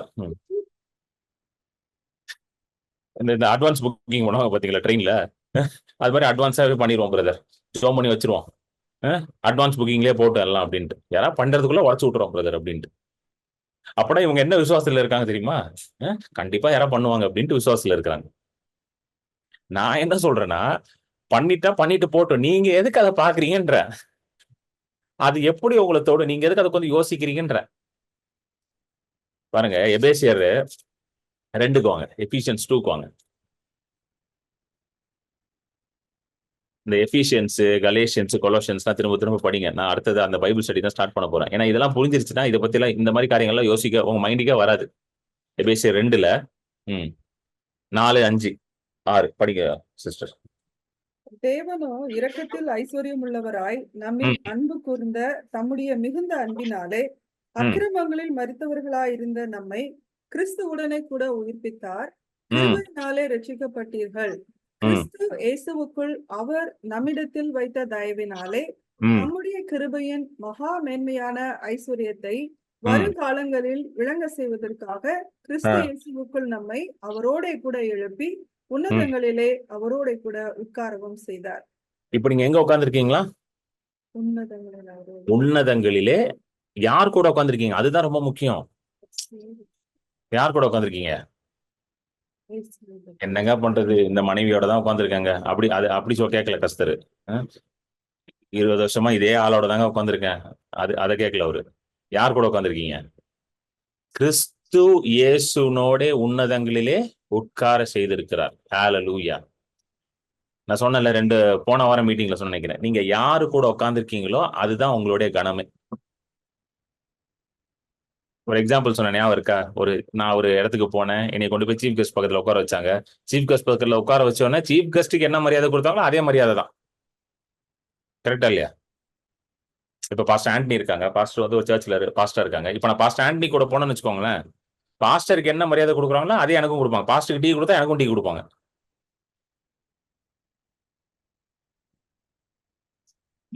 ஏன்னா நான் யார் கூட போறேன்? இப்போ பாஸ்டர் ஆண்டனி கூட போறேன். So what honor he receives, I also receive. What respect he receives, I also receive. So இப்ப நீங்க யார் கூட உட்கார்ந்துருக்கீங்க? கிறிஸ்துவோட உட்கார்ந்துருக்கீங்க. அப்ப அவருக்கு என்ன கனமோ அதே கனம் தான் உங்களுக்கு. அவருக்கு என்ன மகிமையோ அதே மகிமை தான் உங்களுக்கு. அவருக்கு என்ன வல்லமையோ அதே வல்லமை தான் உங்களுக்கு. பாவத்தில் செத்த உங்களை உயிரோட எழுப்பி அவரோட கூட உட்கார செய்திருக்கிறாராம். அப்போ நீங்க பாவத்துக்கு செத்து போயிருந்தீங்க, உங்களை உயிரோட எழுப்பி கொண்டு போய் உட்கார வச்சுட்டாரு. இப்போ நீங்க மேல இருக்கிறீங்க, பிசாசு கீழே இருக்கிறான். உன்னதங்கள்ல நீங்க தான் இருக்க முடியும். பிசாசு உங்க கூட தான் உட்கார மாட்டான். பிசாசு உங்களுக்கு கீழே தான் இருப்பான். பிசாசு வந்து ஒரு ஃபாலன் ஏஞ்சல், விழுந்து போன ஒரு தூதன் தான். அவன் கடவுள் கிடையாது, நல்லா புரிஞ்சுக்கோங்க. சோ கடவுள் ஸ்டேட்டஸ்க்கே வர முடியாது அவன். நிறைய பேர் நினைக்கிறாங்கன்னா காடோட ஈக்குவல் வந்து பிசாசுன்றாங்க, சேட்டன்றாங்க. கிடையவே கிடையாது. பிசாசு can never be equal to God. Why? Because he is a fallen angel. Angel என்னது? ஆண்டவரால உருவாக்கப்பட்ட ஒருத்தன் தான் அவனுங்க. புரியுதுங்களா? ஏஞ்சல்ஸ் தெரியும்ல, தூதர்கள் தெரியும்ல. பிசாசு வந்து அவன் வந்து ஆண்டவர்கிட்ட இருந்து விலகி போய் ஆண்டவருக்கு விரோதமாக செயல்படுற ஒரு கூட்டம், அவ்வளவுதான். அவன் ஆண்டவர் கிடையாது. he is not equal to God. இன்னைக்கு ரட்சிக்கப்பட்டவர்களுக்கு தூதர்கள் வந்து எப்படி இருக்காங்க? பணிவிடை செய்கிற ஆவிகளாக இருக்கிறாங்க. கரெக்டா? எபிரேயர்ல படிக்கணும்ல, ரட்சிக்கப்பட்டவர்களுக்கு பணிவிடை செய்வதற்கு தூதர்கள் இருக்காங்க. சோ தூதர்கள் வந்து யார் கீழே இருக்கிறா? நம்ம கீழே தான் இருக்கிறாங்க. அப்போ பிசாசு எல்லாம் யார் கீழே இருக்குது? யார் கீழே இருக்கு? இப்ப சொல்லுங்க, பிசாசு யார் கீழே இருக்கு? நம்ம கீழே தான். ஹைரார்கில பாத்தீங்கன்னா ஆண்டவர், நீங்க, அதுக்கப்புறம் ஏஞ்சல்ஸ், பிசாசு எல்லாம் வராங்க. இப்ப சொல்லுங்க, உங்க பக்கத்திலே உட்காந்து மந்திரம் போட்டா உங்களுக்கு எதாவது ஆகுமா? இப்ப சொல்லுங்க, எனக்கு பதில் சொல்லுங்க. சொல்லுங்க. ஒண்ணுமே ஆகாது. எனக்கு ஒரு நெருங்கிய நண்பர் ஒருத்தர் இருக்காருங்க. அவர் வந்து ஒரு பிராமண குடும்பத்துல இருந்து ரசிக்கப்பட்டார். இங்கதான் இருக்காரு, சென்னையில தான் இருக்காரு. என்னோட ரொம்ப க்ளோஸ் ஃப்ரெண்ட் அவன். அமேன். அவங்க வீட்டுல வந்து பாத்தீங்கன்னா அவன் ரசிக்கப்பட்டான், அவன் மனைவி அவன் பையன் ரசிக்கப்பட்டான். அவங்க அம்மா அப்பா எல்லாம் ரசிக்கப்படல. ஜாயின்ட் ஃபேமிலியா தான் இருக்காங்க. அவங்க அம்மா அப்பா அவங்க அண்ணன் எல்லாம் ரசிக்கப்படல. ஆனா அவங்க வீட்டுல எந்த ஃபங்க்ஷன், ஏதாவது ஒரு ஃபங்க்ஷன் வைக்கிறாங்க, அந்த ஃபங்க்ஷன் இந்த ஃபங்க்ஷன், அது அந்த அவங்க ட்ரெடிஷனல் நிறைய ஃபங்க்ஷன்ஸ் எல்லாம் வைப்பாங்கல்ல, அவங்க அம்மா அப்பா நிறைய ஃபங்க்ஷன் எல்லாம் வைப்பாங்க. எந்த ஃபங்க்ஷன் வச்சாலும் என்னை கூப்பிட்டுருவோம். ஏ வாடா அப்படின்வான். ஏ வந்துடுறா வாடா அப்படின்னும். நானும் கிளம்பி போயிடுவேன் ஃபர்ஸ்ட். ஏன் சொல்லுங்க? சாப்பாடு செம்மையா இருக்குங்க. என்னங்க நீங்க இப்படி யோசிக்கிறீங்க எல்லாரும்? இப்படி யோசிக்கிறீங்க எல்லாரும்? பிராமின் சாப்பாடு சாப்பிட்டுருக்கீங்களா? செம்மையா இருக்கும் சாப்பாடு. வெஜிடேரியனாலும் அவ்வளவு சூப்பரா இருக்கும். இப்ப நமக்கு வந்து நம்ம கிறிஸ்டியன் வெட்டிங்ல வந்து மட்டன் பிரியாணி செமையா இருக்கும். பாத்திருக்கீங்களா? கிறிஸ்டியன் பிரியாணில மட்டன் பிரியாணி செமையா இருக்கும். அது போல வந்து இவங்க இதுல பாத்தீங்கன்னா வெஜிடேரியன் கிளாஸா இருக்கும். பயங்கர சூப்பரா இருக்கும். அது பயங்கர வெரைட்டியா கொடுப்பாங்க. நம்ம வீட்ல எல்லாம் அப்படி செய்ய மாட்டோம். ஒரு சாம்பார் வைப்போம், ஒரு கூட்டு வைப்போம், அவ்வளவுதான் வைப்போம். கரெக்டா? ரொம்ப அப்படியே நிறைய அதெல்லாம் வைக்கும். அவன் பயங்கர கிளாஸா இருக்கும். ரீசெண்டா கூட போன வருஷம் வந்து அவனோட அண்ணன் வந்து யூஎஸ்ல இருந்து வந்தான். அவன் அண்ணனுக்கு அவனு நல்ல ஃப்ரெண்ட் எனக்கு. ஆனா அவன் ரசிக்கலாம் போடல. அவங்க பசங்க 2 பேருக்கும் வந்து இந்த பூணூல் போடணும். இந்த பூணூல் போடுவாங்கல்ல ஒண்ணு, அந்த அவங்க இதுல அந்த செரமனி ஒண்ணு வச்சிருந்தாங்க.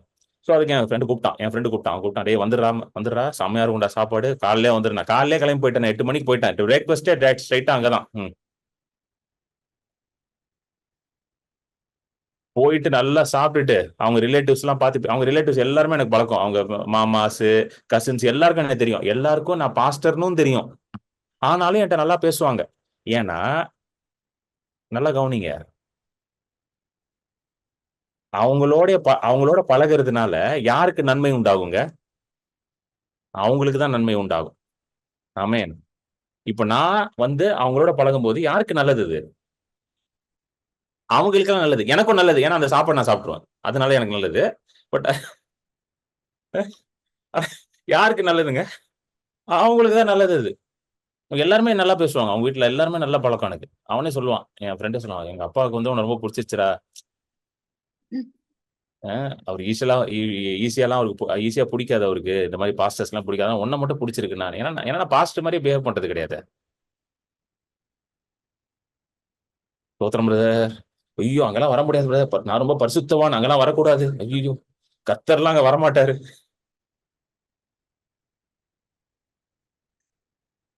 அல்லேலூயா. அப்படி இது ஏன்டா இப்ப போட்ட? எல்லாருக்கும் பசி விட்டா அப்புறம் அவன் போட்ட ஸ்கிரீன்ல அது ஸ்கிரீன்ல ஒரு போட்டோ போட்டான் அட்மின். அது போட்டு விட்டான். இந்த மாதிரி தான் வெரைட்டியா இருக்கும் சாப்பாடு.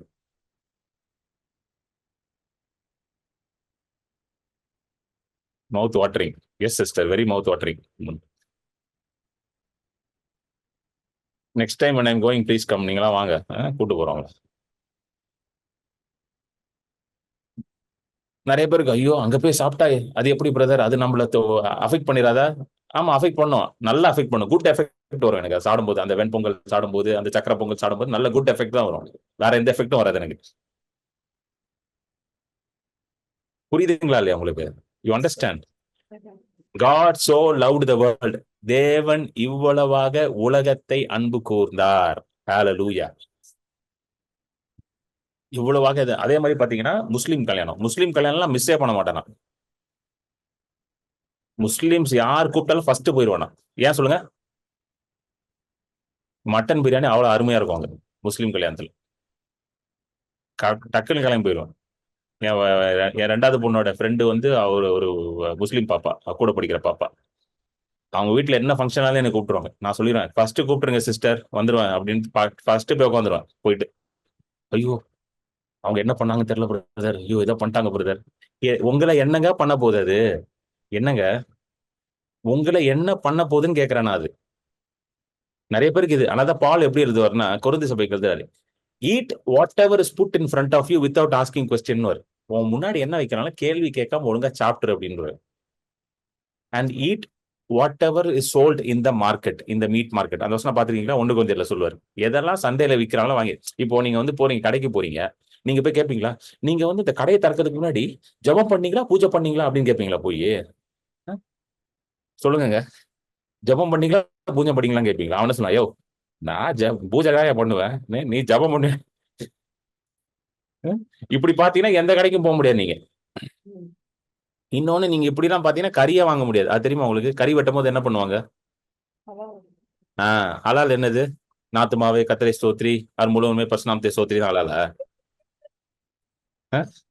என்னங்க சங்கீதம் 91 சங்கீதம் 23 படிச்சு பாய் வெட்டுவாரா? நான் சண்டே ஒரு மட்டன் வாங்குவோம், ஒரு பாய் கட்டு வாங்குவோம். மட்டன் அவ்வளவு அருமையா இருக்கும். சண்டே சர்ச்சு முடிச்ச உடனே ஸ்ட்ரைட்டா மட்டன் கிடைக்குதான் காரு. அவர்கிட்ட மட்டும் தான் வாங்குவேன் நான் மட்டன். அந்த பாய் அவ்வளவு சூப்பரா கொடுப்பாரு. நல்லா கேட்டுக்கோங்க. இது எதுவுமே உங்களை அஃபெக்ட் பண்ண முடியாது. ஹalleluya. எதுவுமே உங்களை அஃபெக்ட் பண்ண முடியாது. You are greater than everything that is in this world. இந்த உலகத்துல இருக்கிறதோட எல்லாத்தையும் விட பெரியவர்கள் நீங்க தான். So stop doing all these things. இதெல்லாம் நிறுத்துங்க. இது மாதிரி பண்றதுனாலதான் நம்மளை எவனும் சேர்த்துக்க மாட்டான் எதுக்கும். இந்த மாதிரிலாம் கண்டுபிடிங்க. தீபாவளி வந்தா எக்ஸ்பெக்ட் பண்ணுங்க, ஆண்டவரே எல்லாரும் ஸ்வீட் கொடுக்கணும்னு ஜோம் பண்ணுங்க. தீபாவளி டைம்ல எல்லாம் அதை விட்டு ஐயோ இல்ல நாங்கெல்லாம் ஸ்வீட்லாம் சாப்பிட மாட்டோம், ஸ்தோத்திரம் பிரதர், நாங்க எங்களுக்கு ஸ்வீட்லாம் வேண்டாம் பிரதர், நான்லாம் வெயிட் பண்ணிருப்பேன் எவன் ஸ்வீட் கொடுப்பான் தீபாவளிக்குன்ட்டு. See, God has called you to be a salt in this world and a light in this world. உப்பாகவும் வெளிச்சமாகவும் இருக்கணும். உப்பு என்ன? உப்பு வந்து எதுலங்க போடுவாங்க? எல்லா சாப்பாட்டுலயும் போடுவாங்க, கரெக்டா? எனி ஃபுட்டு எது போடுவாங்க? One ingredient that is common to every food என்னங்க? உப்பு தான், கரெக்டா இல்லையாங்க? எல்லா சாப்பாட்டுலயும் இருக்கிற காமன் இன்கிரீடியன்ட் உப்பு தான். எல்லாத்துலயும் கலக்கி விட்டுருவாங்க. வெஜிடேரியன்லயும் உப்பு இருக்கும், நான் வெஜிடேரியன்லயும் உப்பு இருக்கும். கவனிச்சிருக்கீங்களா? எல்லாத்துலயும் உப்பு போட்டுருவாங்க. பாயசத்துல போட மாட்டாங்க, மத்ததுல சொல்றேன். நீங்க பாயசத்துல உப்பு போட்டுட்டு இருக்காதீங்க, மத்ததெல்லாம் உப்பு போடுவாங்க. எல்லாத்துலயும் உப்பு போட்டு கலக்குவாங்க. அந்த உப்பு என்ன ஆகுமா? கலந்துரும் உள்ள போய். சாம்பார் செஞ்சுட்டு உப்பு போடுறீங்க சிஸ்டர், நீங்க வேணா ட்ரை பண்ணுங்க சிஸ்டர், விஜய் சிஸ்டர். நீங்க உப்பு போட்டுட்டு சாம்பார் பண்ணிட்டு உங்க ஹஸ்பண்ட் பிரதர்ட்ட கொண்டு போய் now try to find the உப்புன்னு கேளுங்களேன், கண்டுபிடிக்கிறாங்களான்னு பார்ப்போம். கலக்கிட்டு கண்டுபிடிக்க முடியுமா? தேடிக்கிட்டே இருக்க வேண்டியதான், ஒன்னும் கண்டுபிடிக்க முடியாது. ஏன்னா உப்பு என்ன ஆயிரும்? கலங்கிரும். ஆண்டவர் நம்மளை எப்படி உண்டாக்கி இருக்கிறாராம்? உலகத்தோட கலந்து இருக்கணும். அதை நல்லா கவனிங்க. நிறைய பேர் இது வந்து தப்பா எடுத்துக்கிட்டு என்ன சொல்லிட்டாங்க, உலகத்தோட கலந்து உலகத்தை போல ஆகணும். உலகத்தை போல ஆகிறதுக்கு இல்ல, இந்த உலகத்திற்கு ஒரு நவரசத்தை கொண்டு வரணும், பிளேவர் கொண்டு வரணும் நம்ம. புரியுதுங்களா? Salt brings flavour to the food. Flavour கொண்டு வரணும். நீங்க இருக்கிறதுனால அவங்களாம் சந்தோஷப்படணும். பரவாயில்லங்க, நல்ல மனுஷங்க கிறிஸ்தவன், நமக்காக ஜெபம் பண்ணுவாருங்க இவரு அப்படின்னு சொல்லணும். அதை விட்டுட்டு இவனா எது கூப்பிட்டாலும் வரமாட்டான்.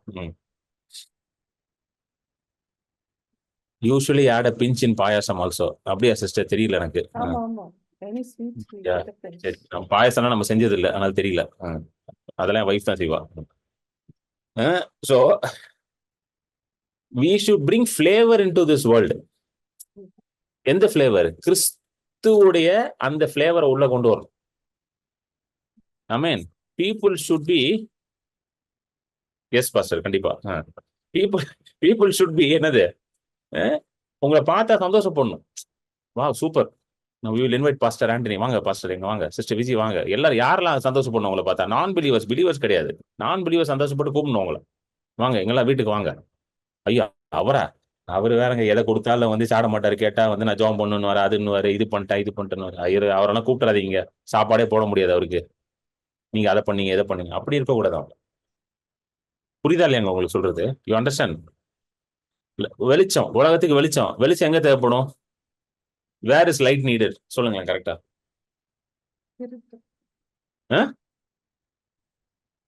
இல்லை, இருட்டுல தானே தேவை, வெளிச்சத்துல தேவையா? கிடையாது. இப்போ நான் வந்து லைட் வச்சிருக்கேன் எனக்கு முன்னாடி, சரிங்களா? எதுக்கு நான் லைட் வச்சிருக்கேன்? கொஞ்சம் மூஞ்சி நல்லா பிரைட்டா தெரியுன்றதுக்காக. இருட்டுல தான் என்ன தேவைப்படுது? வெளிச்சம் தேவைப்படுது. சோ இருளான மக்களுக்கு தான் உங்களுக்குள்ள இருக்கிற வெளிச்சம் தேவைப்படுகிறது. ஹalleluya. இருள்ல இருக்க மக்களுக்கு தான் என்ன தேவைப்படுதாங்க? உங்களுக்குள்ள ஒரு வெளிச்சம் இருக்கு பாத்தீங்களா? அது யாருக்கு தேவைப்படுது? அவங்களுக்கு தான் தேவைப்படுது. இன்னைக்கு ஏன்னா எப்படி ஆயிடுச்சு, அவங்கள பார்த்து நம்ம பயந்துட்டோம். பிரதர் அவங்க ஏதோ பண்ணிடுவாங்க பிரதர். அவங்க ஒண்ணுமே பண்ண முடியாது. அவன் தான் இருட்டுல இருக்கானே, அவன் என்ன இருட்டுல இருக்கான் என்ன? இருட்டு எப்படிங்க வெளிச்சத்தை தொட முடியும்? How can darkness touch light? It is not possible. Have you tried that? ஒரு ரூமுக்கு போயிட்டு கும் இருட்டு இருக்கு, பயங்கரமா இருட்டு இருக்கு, நீங்க சின்ன ஒரு லைட் எடுத்துட்டு போனாலுமே அந்த லைட் அங்க வச்சுன்னா டார்க்னஸ் வெளியே போயிடும். கவனிச்சிருக்கீங்களா? சின்ன கேண்டில் தான் வச்சிருப்பீங்க, ஒரு ஸ்மால் கேண்டில் எடுத்து ஒரு பயங்கரமான இருட்டான ரூம்ல வச்சாலும் அந்த லைட் என்ன ஆயிரும், அந்த ரூமை ஃபுல்லா நிரப்பிடும்.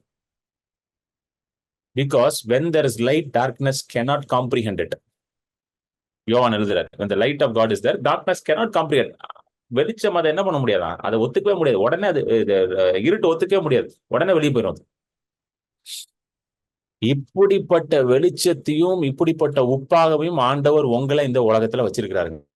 ஹல்லேலூயா. இது எவ்வளவு அருமையான ஒரு வாக்கியம் தெரியுமா? such a privilege தெரியுமா? to be a salt and a light in this world. எத்தனை பேருக்கு இந்த privilege இருக்கு? to be like this in this world. அப்புறம் எப்படி சாபமும் வில்லி சூனியமும் அது உங்களை தொட முடியும்? எதுவுமே உங்களை தொட முடியாது. ஆனாலும் நிறைய கிறிஸ்தவர்களை அது தொட்டுக்கிட்டு இருக்கு. கரெக்டா? நிறைய கிறிஸ்தவர்களுக்கு பாதிப்பு வருது. ஏன் வருது? அவர்கள் கண்கள் குருடா இருக்கிறதுனால பாதிப்பு வருது. their eyes of understanding is darkened. மனக்கண்கள்ல குருடா இருக்கிறாங்க. அதனாலதான் நம்ம படிச்சோம் பாத்தீங்களா, போன டியூஸ்டே ஒரு வசனம் படிச்சோம், அப்போஸ்தலர் 26:18 அந்த வசனத்தை போடுங்க. பவுலோட ஊழியமா எப்படிப்பட்ட ஊழியமா? இயேசு கிறிஸ்து இந்த ஊழியத்தை தான் எனக்கு கொடுத்தார் அப்படின்னு பவுல் பேசுறாரு. என்ன ஊழியத்தை அவர் கொடுத்திருக்காரு பாருங்க, 26:18 படிங்க சிஸ்டர். அவர்கள் என்னை பற்றும் விசுவாசத்தினாலே பாவ மன்னிப்பையும் பரிசுத்தமாக்கப்பட்டவர்களுக்குரிய சுதந்திரத்தையும் பெற்றுக்கொள்ளும்படியாக அவர்கள் இருளை விட்டு ஒளியினிடத்திற்கும் சாத்தானுடைய அதிகாரத்தை விட்டு தேவனிடத்திற்கும் திரும்பும்படிக்கு நீ அவர்களுடைய கண்களை திறக்கும் பொருட்டு இப்பொழுது அவர்களிடத்திற்கு அனுப்புகிறேன் என்றார். நீர் அவர்களின் கண்களை திறக்கும் பொருட்டு. To open their eyes. எதுக்கு ஓபன் பண்ணுமா? தேவனுடைய சத்தியத்திற்கு அவங்க கண்கள் ஓபன் ஆகணும். their eyes should be open so that they will see who they are. இதுதான் நீ கிடையாது. கண்களை மூடி வச்சுக்கிட்டு, அதாவது தமிழ்ல ஒண்ணு சொல்லுவாங்க ஒரு பழமொழி, அரண்டவனுக்கு இருண்டதெல்லாம் பேய். அரண்டவனுக்கு இருண்டதெல்லாம் பேய்னா, பயந்தீங்கன்னா எதை பார்த்தாலும் எப்படி இருக்குமாங்க? பேய் மாதிரிதான் இருக்கும். இருட்டா பார்த்தாலே பேயின்னு சொல்ற கூட்டத்துக்கு இருட்டை பார்த்தாலே பேய் மாதிரிதான் இருக்கும். எத்தனை பேருக்கு புரியுது? Hallelujah. To open their eyes. சொல்லுங்க, என் கண்கள் திறக்கப்படணும். எப்படி கண்கள் திறக்கப்படுங்க? தேவனுடைய வசனத்தின் மூலமா தான் கண்கள் திறக்கப்படும். நீங்க அப்படியே கண்ணை திறந்தா கண்ணு திறந்துச்சு, அந்த கண்ணு கிடையாது. It is talking about your spiritual ice. தேவனுடைய வசனத்தின் மூலமாக தான் கண்கள் திறக்கப்படும். ஸோ தேவனுடைய வசனத்துல நீங்க யாருன்றதை போய் ஃபர்ஸ்ட் பாருங்க. நான் ஆசீர்வதிக்கப்பட்டவன், என்னை ஆண்டவர் ஆசீர்வதிச்சிருக்காரு, என்னை யாரும் சபிக்க முடியாது. இதெல்லாம் தெரிஞ்சாதான் உங்க கண்கள் திறக்கப்படும். இது தெரியாததுனாலதான் எல்லாத்துக்கும் பயந்துட்டு இருக்கீங்க. இதுக்கு பயம், அதுக்கு பயம், இப்படி பயம், இது பண்ணிடுவாங்க, அது பண்ணிடுவாங்க அப்படின்னு சொல்லி பயந்து பயந்து பயந்து வாழ்க்கை ஃபுல்லா எப்படி போயிட்டு இருக்கு? பயத்திலே ஓடிட்டு இருக்கு. ஒண்ணு பயம், பயந்து பயந்து பயந்து பயந்து ஜெபம் பண்றது. ஜெபம் பண்றதே பயந்து பயந்து தான் ஜெபம் பண்றது. பாதி பேர் ஜெபம் பண்றதே பயத்துல தான் ஜெபம் பண்றது. ஜெபம் பண்றது சந்தோஷமா போய் பண்ணணும். கத்தர்கிட்ட போறீங்க, கத்தர்கிட்ட பேச போறீங்க, சந்தோஷமா போய் பேசணும். பயந்து போய் ஜெபம் பண்ணக்கூடாது. ஐயோ ஆண்டவரே இப்படி பண்ணிட்டாங்க, ஆண்டவர் அப்படி பண்ணிட்டாங்க, ஐயோ ஆண்டவரே நினைப்பாரு, ஏன்பா சிலுவையில இவ்வளவு பண்ணியிருக்கேன் உனக்கு, அதெல்லாம் விட்டுட்டு அவன் பில்லி சூனியம் வச்சான்னு சொல்றேன், உனக்காக நான் அவ்வளவு பண்ண, அதை விட்டுட்டு இதை பிடிச்சிக்கிட்டு இருக்கேன் நீ அப்படின்னு. ஆமென். சோ இந்த சாபத்திலிருந்து மீட்டதுனால நமக்கு சில ஆசீர்வாதங்கள் உண்டாயிருக்கு. அதை மட்டும் நம்ம குயிக்கா பார்ப்போம். போன டியூஸ்டேவே சொல்லணும்னு நினைச்சேன், பட் எனக்கு டைம் இல்லாம போயிடுச்சு.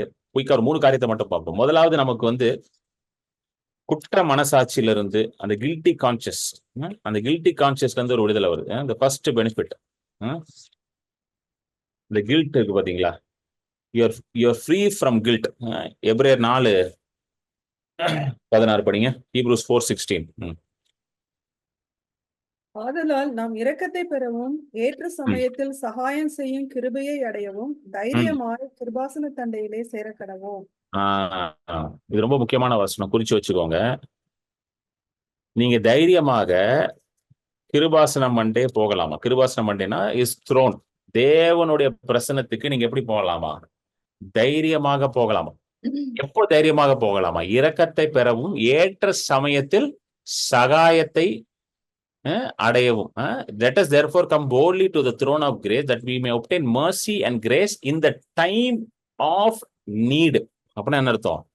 உங்களுக்கு எப்பெல்லாம் ஒரு தேவை இருக்கோ அப்ப நீங்க யாரோட பிரச்சனத்துக்கு தைரியமா போலாமாங்க? ஆ?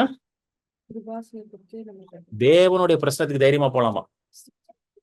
எப்ப தேவை இருக்கு? அது 24 ஹவர்ஸ் இருக்கு பிரதர் அப்படின்றீங்களா? அப்படின்னா 24 ஹவர்ஸ் நீங்க என்ன பண்ணலாம்? தைரியமா போலாம். எத்தனை பேர் புரிஞ்சிச்சு? எப்பவுமே தைரியமா அவர்கிட்ட போலாம். இப்போ எனக்கு ஃபோன் பண்ணீங்கன்னா கூட ப்ரேயர் பண்ண சில நேரம் நான் எடுக்க மாட்டேன். சில பேருக்கு தெரியும், இங்க ஃபோன் பண்ணுவாங்க, எடுக்க மாட்டேன். ஏன்னா நான் கொஞ்சம் ஏதாவது வேலையா இருந்திருப்பேன், ஏதாவது இருந்திருப்பேன். ஆனா ஆண்டவர் என்னைக்கா ஃபோன் எடுக்க மாட்டேன்னு சொல்லுவாரா? இல்ல I am too busy to talk to யூன்னு வர ஆண்டவர் சொல்லுங்க? கிடையாது. நீங்க எப்பொழுதும் ஆண்டவர்கிட்ட போலாம். At the time of your need. சொல்லுங்க, எனக்கு தேவைன்னா நான் ஆண்டவர்கிட்ட தான் போகணும்.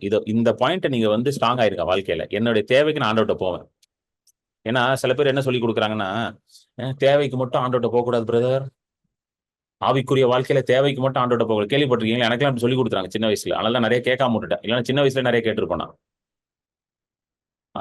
இப்ப யோசிக்கிறேன், ஐயோ 20 வயசுல சிலதெல்லாம் கேட்டிருக்கலாம் போலயே, இப்ப ரொம்ப லேட்டா தெரியுது அதெல்லாம் அப்படின்ட்டு.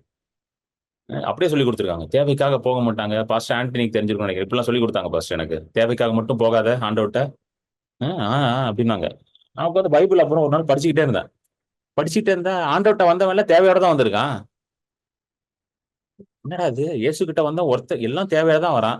ஒண்ணு உடம்பு சரியில்லைன்னு வரான், இல்லைன்னா வயிறு பசிக்குதுன்னு வரான், சாப்பாடு இல்லைன்னு வரான். எல்லாம் இப்படிதான் வரானுங்க. வரவங்க எல்லாம் இப்படிதான் வரானுங்க. ஏதோ ஒரு தேவையோட தான் வராங்க. பால் யாங்கிச்சோன்னு ஒருத்தர் இருக்காரு பாத்தீங்களா? கொரியால பெரிய சர்ச். அவர் இப்போ உயிரோட இல்ல. அவர் இப்போ இல்ல. அவர் இறந்துட்டாரு. அவர் வந்து அவரோட இது ஒண்ணு மெசேஜஸ் எல்லாம் நான் கேட்பேன். ரொம்ப நல்லா இருக்கும். ஃபெய்த் ஃபில்டு மெசேஜஸா இருக்கும். அவரோட புக்ஸ் கூட படிச்சிருக்கேன் நான். அவர் ஊழிய ஆரம்பத்துல சொல்றாரு. அவர் சர்ச்சுக்கு யாருமே வரமாட்டாங்களாம். ஒரு சின்ன கூடார மாதிரி வச்சிருப்பாராம். டென்ட் மாதிரி கிழிஞ்சு போன ஒரு டென்ட். இவரு ஒரு ஃபேமிலி தான் இருப்பான். யாருமே வரமாட்டாங்களா. ஜோம் பண்ணிக்கிட்டே இருப்பாராம். ஆண்டவரே என்ன பண்ணும், ஆண்டவரே சொல்லுங்க, ஆண்டவரே சொல்லுங்க. அப்ப ஆண்டவர் சொன்னாரா, people who come to your church their needs have to be met. உன் சபைக்கு வரவங்களுடைய தேவைகள் என்ன பண்ணப்படணும்? சந்திக்கப்படணும். தேவைகள் என்னது? 1000 தேவைகள் இருக்கும். வியாதியில இருப்பான், கடன் பிரச்சனையில இருப்பான், குடும்பத்துல பிரச்சனை இருக்கும். இந்த மாதிரி மக்கள் எல்லாம் வர ஆரம்பிச்சா நீ அவங்களுடைய தேவைகள் சந்திக்கப்படணும். அப்படிப்பட்ட ஒரு ஊழியத்தை நீ செய்ய அப்படின்னு ஆண்டவர் வந்து அவரோட பேசினாராம். அதுக்கப்புறம் தான் பாத்தீங்கன்னா நிறைய அந்த கடன்ல இருக்கிறவங்க, தரித்திரத்துல இருக்கிறவங்க, வியாதியில இருக்கவங்க எல்லாம் வந்து அவங்க தேவைகள் சந்திக்கப்படுது. கடன்ல இருக்கவனுக்கு என்னங்க தேவை சொல்லுங்க? கடன் அடைக்கப்படணும். கரெக்டா இல்லையா? கடன்ல இருக்கணும், கடன் அடைக்கப்படணும். வியாதியில இருக்கணும், என்ன தேவை? வியாதி சரியாகணும். சமாதானம் இல்லாதவனுக்கு என்ன தேவை? சமாதானம் தேவை. சோறு இல்லாதவனுக்கு என்னங்க தேவை? சோறு தாங்க தேவை. இயேசுவே சொல்றாருல, ஒருத்தன் வந்து சாப்பாடு கேட்டா அவனை பார்த்து நீ போயிட்டு வா, கர்த்தர் ஆசீர்வதிப்பாருன்னு வாயில வடை சூடாத, வடையை கொடுத்து அனுப்புன்றாரு. கரெக்டா இல்லையா? நம்மளுங்க என்ன சொல்றாங்க? சாப்பாடு வந்தா பயப்படாத தம்பி, கர்த்தர் உனக்கு சாப்பாடு கொடுப்பார், அப்படி சொல்லாத, ஒழுங்கா சோறு போடுன்றாரு அவனுக்கு. கரெக்டா இல்லையா? அவனோட தேவைய கர்த்தர் சந்திக்கணும்னு விரும்புறார். God wants to meet everybody's need. தப்பே கிடையாது. அப்போ இந்த வசனம் என்ன போட்டிருக்கு? திரும்ப அந்த வசனத்தை போடு விஜய். 4:16 போடு விஜய். ஆதலால் நாம் இரக்கத்தை பெறவும் ஏற்ற சமயத்தில் சகாயம் செய்யும் கிருபையை அடையவும் தைரியமாய் கிருபாசன தண்டையிலே சேரக்கடவும். Let us therefore come boldly to the throne of grace that we may obtain mercy and find grace to help in the time of need. தமிழ்ல வந்து சகாயம் பெறுவோம் அப்படின்னு கொஞ்சம் கஷ்டமான வார்த்தைகளை போட்டிருக்காங்க. ஆக்சுவலா என்னன்னா, நம்ம தேவைகள் சந்திக்கப்படுறதுக்கு தைரியமாக அவருடைய பிரச்சனத்துக்கு போங்க. இதுதான் சொல்றாரு ஆசிரியர். The author of Hebrews is encouraging us, go to him for every need. எல்லா தேவைக்கும் நீங்க யார்கிட்ட போகணுமாங்க? அவர்கிட்ட போங்கன்றாரு. நீ ஏன் மனுஷன்கிட்ட போற? அவர்கிட்ட போன்றாரு. அது எப்படி போலாமா? கொடுப்பாரா இல்லையா? தைரியமா. ஆண்டவரே, இந்த சில பேர் பாத்தீங்கன்னா இந்த மிஸ் கிட்ட கிரேஸ் மார்க் வாங்குவாங்களே கிளாஸ்ல, miss please miss 1 mark miss, 1 mark miss, 2 mark miss, அப்படி கேட்டு பாப்போம். அப்படி கேட்கல, தைரியமா போய் கேளுன்றாரு. சொல்லுங்க, தைரியமா போய் கேளு. தைரியமா கேளுங்க. உங்க தேவைக்கு ஆண்டவர் செய்யறதுக்கு ரெடியா இருக்கார். உங்களுக்கு என்ன தேவையோ அதை சந்திக்க ரெடியா இருக்காரு. இப்ப தைரியமா நீங்க கேட்கறீங்களா இல்லையான்றதுதான் விசுவாசம். விசுவாசம்னா என்ன தெரியுமா? தைரியமா கேட்கறது.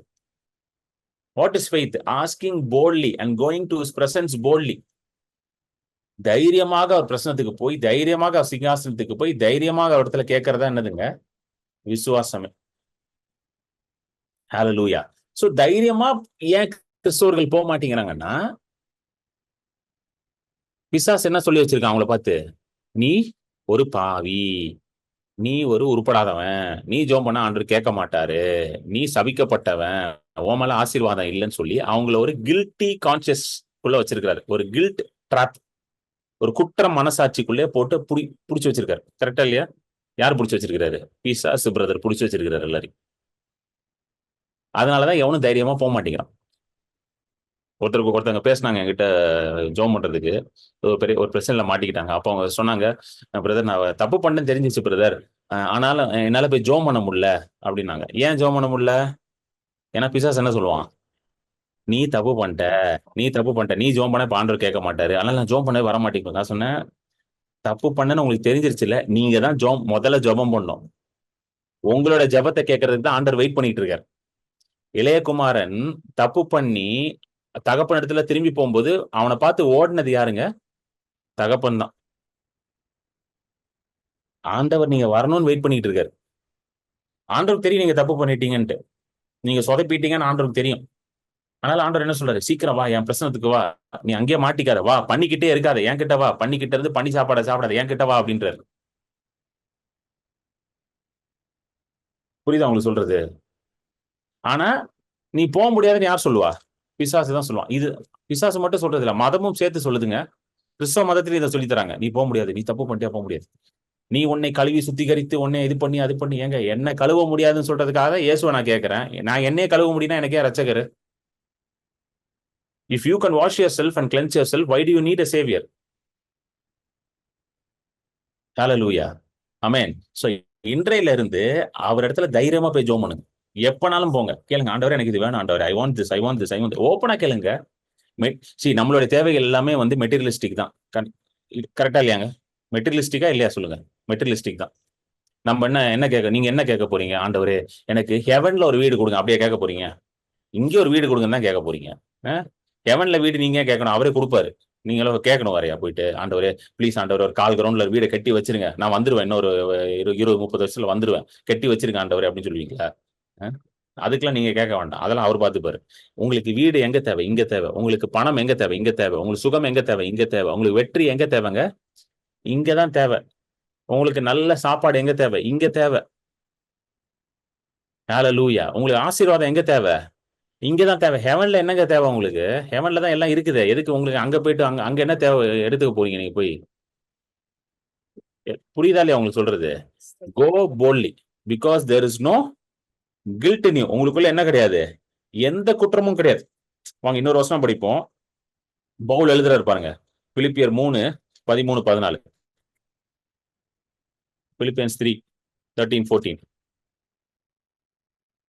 என்று நான் எண்ணுகிறதில்லை, ம் ஒன்று செய்கிறேன், பின்னானவைகளை மறந்து முன்னானவைகளை நாடி ம் கிறிஸ்து ம் இயேசுவுக்குள் தேவன் அழைத்த பரம அழைப்பின் பந்தய பொருளுக்காக லக்கை நோக்கி தொடர்கிறேன். போதும் சிஸ்டர். இததான் நீங்க டெய்லி பண்ணணும். பின்னானவைகளை மறந்து முன்னானவைகளை நாடி ஓடணும். அப்போ ஒவ்வொரு நாளும் நீங்க எதை மறக்கணும்?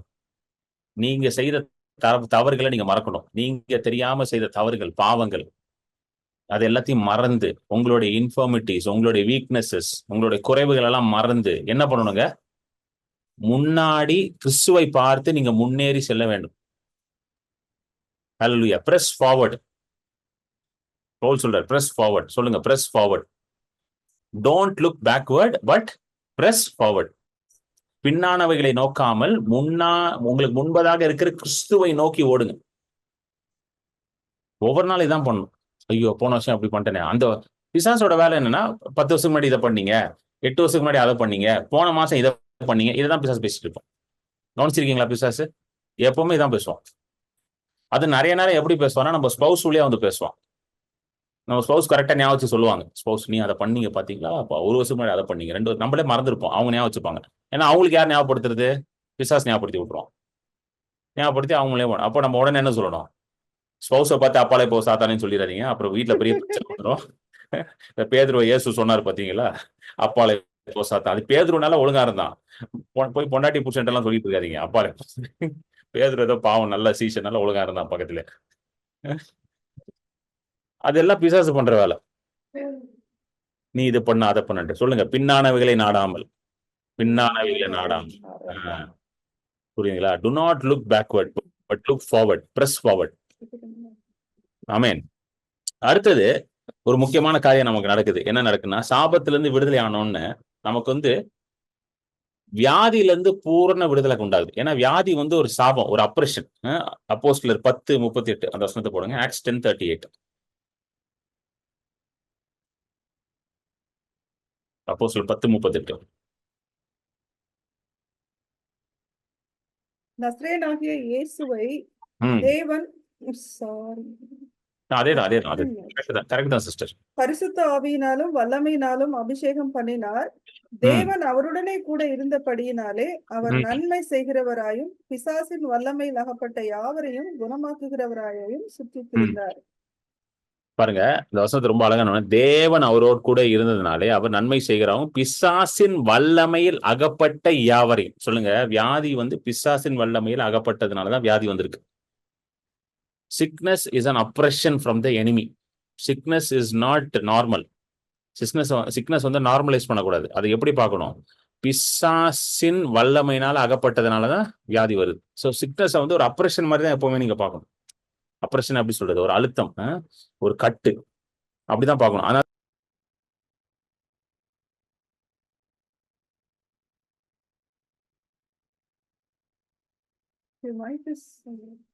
ஓகே ஓகே திரும்ப பேசுறேன். சோ நல்ல கவனிங்க, அந்த வசனத்துல போட்டிருக்கு,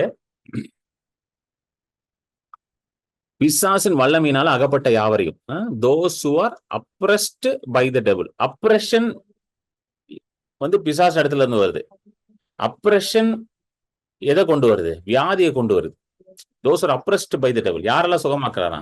பிசாசினால அகப்பட்டவர்களே. சோ முதல்ல நமக்கு சாபத்துல இருந்தும் பாவத்திலிருந்து விடுதலை ஆகும் பொழுது என்ன கிடைக்குது? சுகம் உண்டாகுது. we are free from the oppression of the enemy. ஹல்லேலூயா. இயேசு கிறிஸ்து எதுக்கு வந்தாருங்க? நம்மளை பிசாசின் வல்லமையிலிருந்து விடுதலை ஆகுது. free from the oppression of the enemy. லூக்கா 4:18-19 அந்த வசனத்தை போடுங்க. லூக்கா 4:18-19. படிங்க சிஸ்டர். கர்த்தருடைய ஆவியானவர் என்மேல் இருக்கிறார். தரித்திரருக்கு சுவிசேஷத்தை பிரசங்கிக்கும்படி என்னை அபிஷேகம் பண்ணினார். இருதயம் நறுங்குண்டவர்களை குணமாக்கவும், சிறைப்பட்டவர்களுக்கு விடுதலையையும், குருடருக்கு பார்வையையும் பிரசித்தப்படுத்தவும், நறுங்குண்டவர்களை விடுதலையாக்கவும், கர்த்தருடைய அனுகிரக வருஷத்தை பிரசித்தப்படுத்தவும் என்னை அனுப்பினார் என்று எழுதியிருக்கிற இடத்தை அவர் கண்டு வாசித்து புஸ்தகத்தை சுருட்டி பணிவிடைக்காரனிடத்தில் கொடுத்து உட்கார்ந்தார். நொறுங்குண்ட ஆவி உடையவர்களை சுகமாக்கும். 18வது வசனத்தை போடுங்க. 18. நொறுங்குண்ட ஆவி உடையவர்களை சுகமாக்கவும், பாருங்க, சிறைப்பட்டவர்களை விடுதலையாக்கும். பாருங்களேன், இந்த விடுதலையாக்கவும் 2 தடவை வருது. நொறுங்குண்டவர்களை விடுதலையாக்கவும், சிறைப்பட்டவர்களை விடுதலையாக்கவும், நொறுங்குண்டவர்களை குணமாக்கவும், இருதய நொறுங்குண்டவர்களை. சோ அப்ரெஷன் என்னது? Oppression can be physical, oppression can be financial, oppression can be emotional. Oppressions are in various levels. வேற இடத்துல அழுத்தத்தை வந்து பிசாசு கொண்டு வரோம். கரெக்டா? சில பேருக்கு சைக்கலாஜிக்கலா இருக்கு, இமோஷனலா இருக்குது. சில பேருக்கு வந்து ஃபினான்ஸ்ல ரொம்ப அப்ரெஸ்டா இருக்கிறாங்க. சில பேர் சிக்னஸ், பாடிலி சிக்னஸ், பிசிக்கல் சிக்னஸ்ல ரொம்ப அப்ரெஸ்டா இருக்காங்க, ஹெல்த்ல அப்ரெஸ்டா இருக்கிறாங்க. சில பேருக்கு வந்து சந்தோஷமே இருக்காது, எப்பவுமே சோகமாவே இருப்பாங்க. ஃபேமிலியில ஒரே பிரச்சனையா இருக்கும், அப்ரெஷனா இருக்கும். இது எல்லாத்துல இருந்தும் விடுதலை கொடுக்க தான் இயேசு கிறிஸ்து வந்தார். இந்த லூக்கா 4:18-19-20 வந்து இயேசுவை குறித்த பகுதி. இயேசு எதற்காக வந்தாரா? நொறுங்குண்ட இருதயம். அப்ப என்னது? இருதயத்துல ஒரே இருதயம்னா it's not about physical heart, emotional healing, psychological healing, இதெல்லாம் ஆண்டவர் கொடுக்க வந்தாரா. நொறுங்குண்டவர்களை விடுதலையாக்கவும், சிறைப்பட்டவர் விடுதலையாக்கவும். So any kind of oppression, depression, suppression, இது எல்லாத்துக்கும் ஆண்டவர் என்ன கொடுத்துட்டாருங்க? விடுதலை கொடுத்துட்டார். ஹல்லேலூயா. இப்ப அந்த மாதிரி ஏதாவது வந்து உங்க வாழ்க்கையில வந்து சிம்டம்ஸ் இருக்குன்னா இந்த வசனங்களை எடுத்து கன்ஃபஸ் பண்ண ஆரம்பிங்க. நோ, ஆண்டவர் சிறைப்பட்டவர்களை விடுதலையாக்கவும், நொறுங்குண்டவர்களை விடுதலையாக்கவும், நொறுங்குண்ட இருதயம் உள்ளவர்களை காயம் கட்டவும் வந்தார். நான் விடுதலை ஆயிட்டேன், என் இருதயம் காயம் கட்டப்பட்டுருச்சு, ஐ எம் ஃப்ரீ அப்படின்றத வாய் திறந்து பேச ஆரம்பிச்சிடும். நீங்க வசனத்தை எடுத்து பேச ஆரம்பிச்சிடும். ஆமென். அடுத்தது வந்து 3வது ஒரு காரியம் எதுக்கு வந்தார்னா, ஆண்டவர் நமக்கு செழிப்பை கொடுக்க வந்தார். பாருங்க, ஃபர்ஸ்ட் இந்த கர்த்தருடைய ஆவியானவர் என்மேல் இருக்கிறார். தரித்திரருக்கு சுவிசேஷத்தை பிரசங்கிக்கும்படி, to preach the gospel to the poor. புவருக்கு என்னங்க காஸ்பல்? புவருக்கு என்ன குட் நியூஸ்? காஸ்பல்னா என்னது? Good news. புவருக்கு என்ன குட் நியூஸ் நினைக்கிறீங்க? சொல்லுங்க யாராவது. Spiritual or physical? இல்ல ஸ்பிரிச்சுவல்லாம் கிடையாது, நார்மல் தான். நமக்கு ஸ்பிரிச்சுவலாவே சொல்லி கொடுத்துட்டாங்க சிஸ்டர். எல்லாமே புவர்னா ஸ்பிரிச்சுவல் புவர், எல்லாம் ஸ்பிரிச்சுவல் தான். அதனாலதான் எல்லாத்தையும் தூக்கி இப்போ உலகத்துல கொடுத்து நம்ம ஒண்ணு இல்லாம உட்காந்துருக்கோம். அவனுங்களுக்கு வந்து புவர்னா புவர் தான் தெரியுது. ஸ்பிரிச்சுவல் சாப்பாடு சாப்பாடு எல்லாம் ஒண்ணு இல்ல, அதான் புவர். பாவர்ட்டி, தரித்திரம் எல்லாம் இருக்கு. அவனுக்கு வந்து என்ன கொடுக்க வந்தாரு? பணம் இல்ல. அவனுக்கு சுவிசேஷத்தை சொல்ல வந்தார். சரி, பணம் இல்லாம இருக்க தேவ சித்தமா? சொல்லுங்களேன். சில பேர் சித்தம் நினைச்சிட்டு இருக்காங்க, அதான் கேக்குறேன். பணம் இல்லாம இருக்கிறது தேவ சித்தமா? கிடையாது.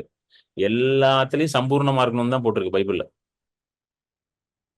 பணம் வந்து ஒரு டூல். நான் டீட்டெயிலா போக விரும்பல. பணம் வந்து ஒரு டூல். டூல்னா என்னது? கருவி, யூசிங். இப்ப நான் ஒரு டூல் யூஸ் பண்ணிருக்கேன். இந்த ஜூம் மீட்டிங் நடத்துறதுக்கு ஒரு டூல் யூஸ் பண்றேன். என்ன டூல்? என் லேப்டாப் யூஸ் பண்றேன் நான். கரெக்டா? It is a tool. Pastor tool வச்சிருக்காங்க. என்ன? அவங்க ஒரு கம்ப்யூட்டர் வச்சிருக்காங்க. சிஸ்டர், நீங்க சிஸ்டர் ஒரு கம்ப்யூட்டர் வச்சிருக்காங்க. விஜய் சிஸ்டர் ஒரு இன்ஸ்ட்ருமெண்ட், ஒரு டூல்.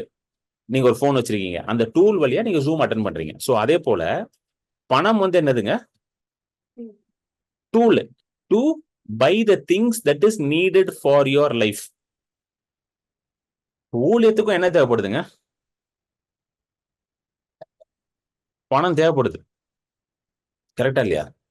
ஊழியம் இப்போ பணம் தேவைப்படுது. இப்போ சர்ச் நடத்துறாங்க, ஒரு சர்ச் பில்டிங் இருக்கு, அந்த பில்டிங் மெயின்டெனன்ஸ் பண்றாங்க, அந்த பில்டிங் இது பண்றாங்க, அது பண்றாங்க, இது பண்றாங்க. இப்போ நீங்க ஊழியம் பண்ணி, இப்போ நான் நிறைய இடத்துக்கு டிராவல் பண்ணி போறேன். இப்போ நான் போயிட்டு இப்போ நார்த் இந்தியாலாம் போறேன்னு வச்சுக்கோங்களேன். போறேன், நான் போயிட்டு நேரம் ஏர்போர்ட்டுக்கு போயிட்டு இண்டிகோ ஏர்லைன்ஸ் இருப்பான், போயிட்டு I am a man of God, I live by faith, so please give me one ticket அப்படின்னு டிக்கெட் கொடுத்துருவானா? எனக்கு கரெக்டா சொல்லுங்க. என்னங்க சிரிக்கிறீங்க எல்லாரும்? ஏன்னா பெரிய மேன் ஆஃப் காட் தானேங்க, ஒத்துக்க மாட்டீங்களா? அவங்க பண்ணி மேன் ஆஃப் காடாரு, உமன் ஆஃப் காடாரு, அதெல்லாம் தெரியாது. பைசா தேதோ பையா, பைசா தேதோ அப்படின்வான். டிக்கெட்டுக்கு என்ன கொடுனும்? காசு கொடுத்துவான். இப்போ சென்னையில வந்து பஸ் வந்து ஃப்ரீயா கொடுக்குறான். அது எனக்கு கிடையாது, என் வைஃப் போனா ஃப்ரீயா கொடுப்பான். இப்ப நான் ஏறனா இறக்கி விட்டுருவான், காசு குடியான்றுவான். கரெக்டா இல்லையா? தமிழ்நாட்டுல வந்து விமனுக்கு தான் பஸ் ஃப்ரீ, மென்னுக்கு கிடையாது.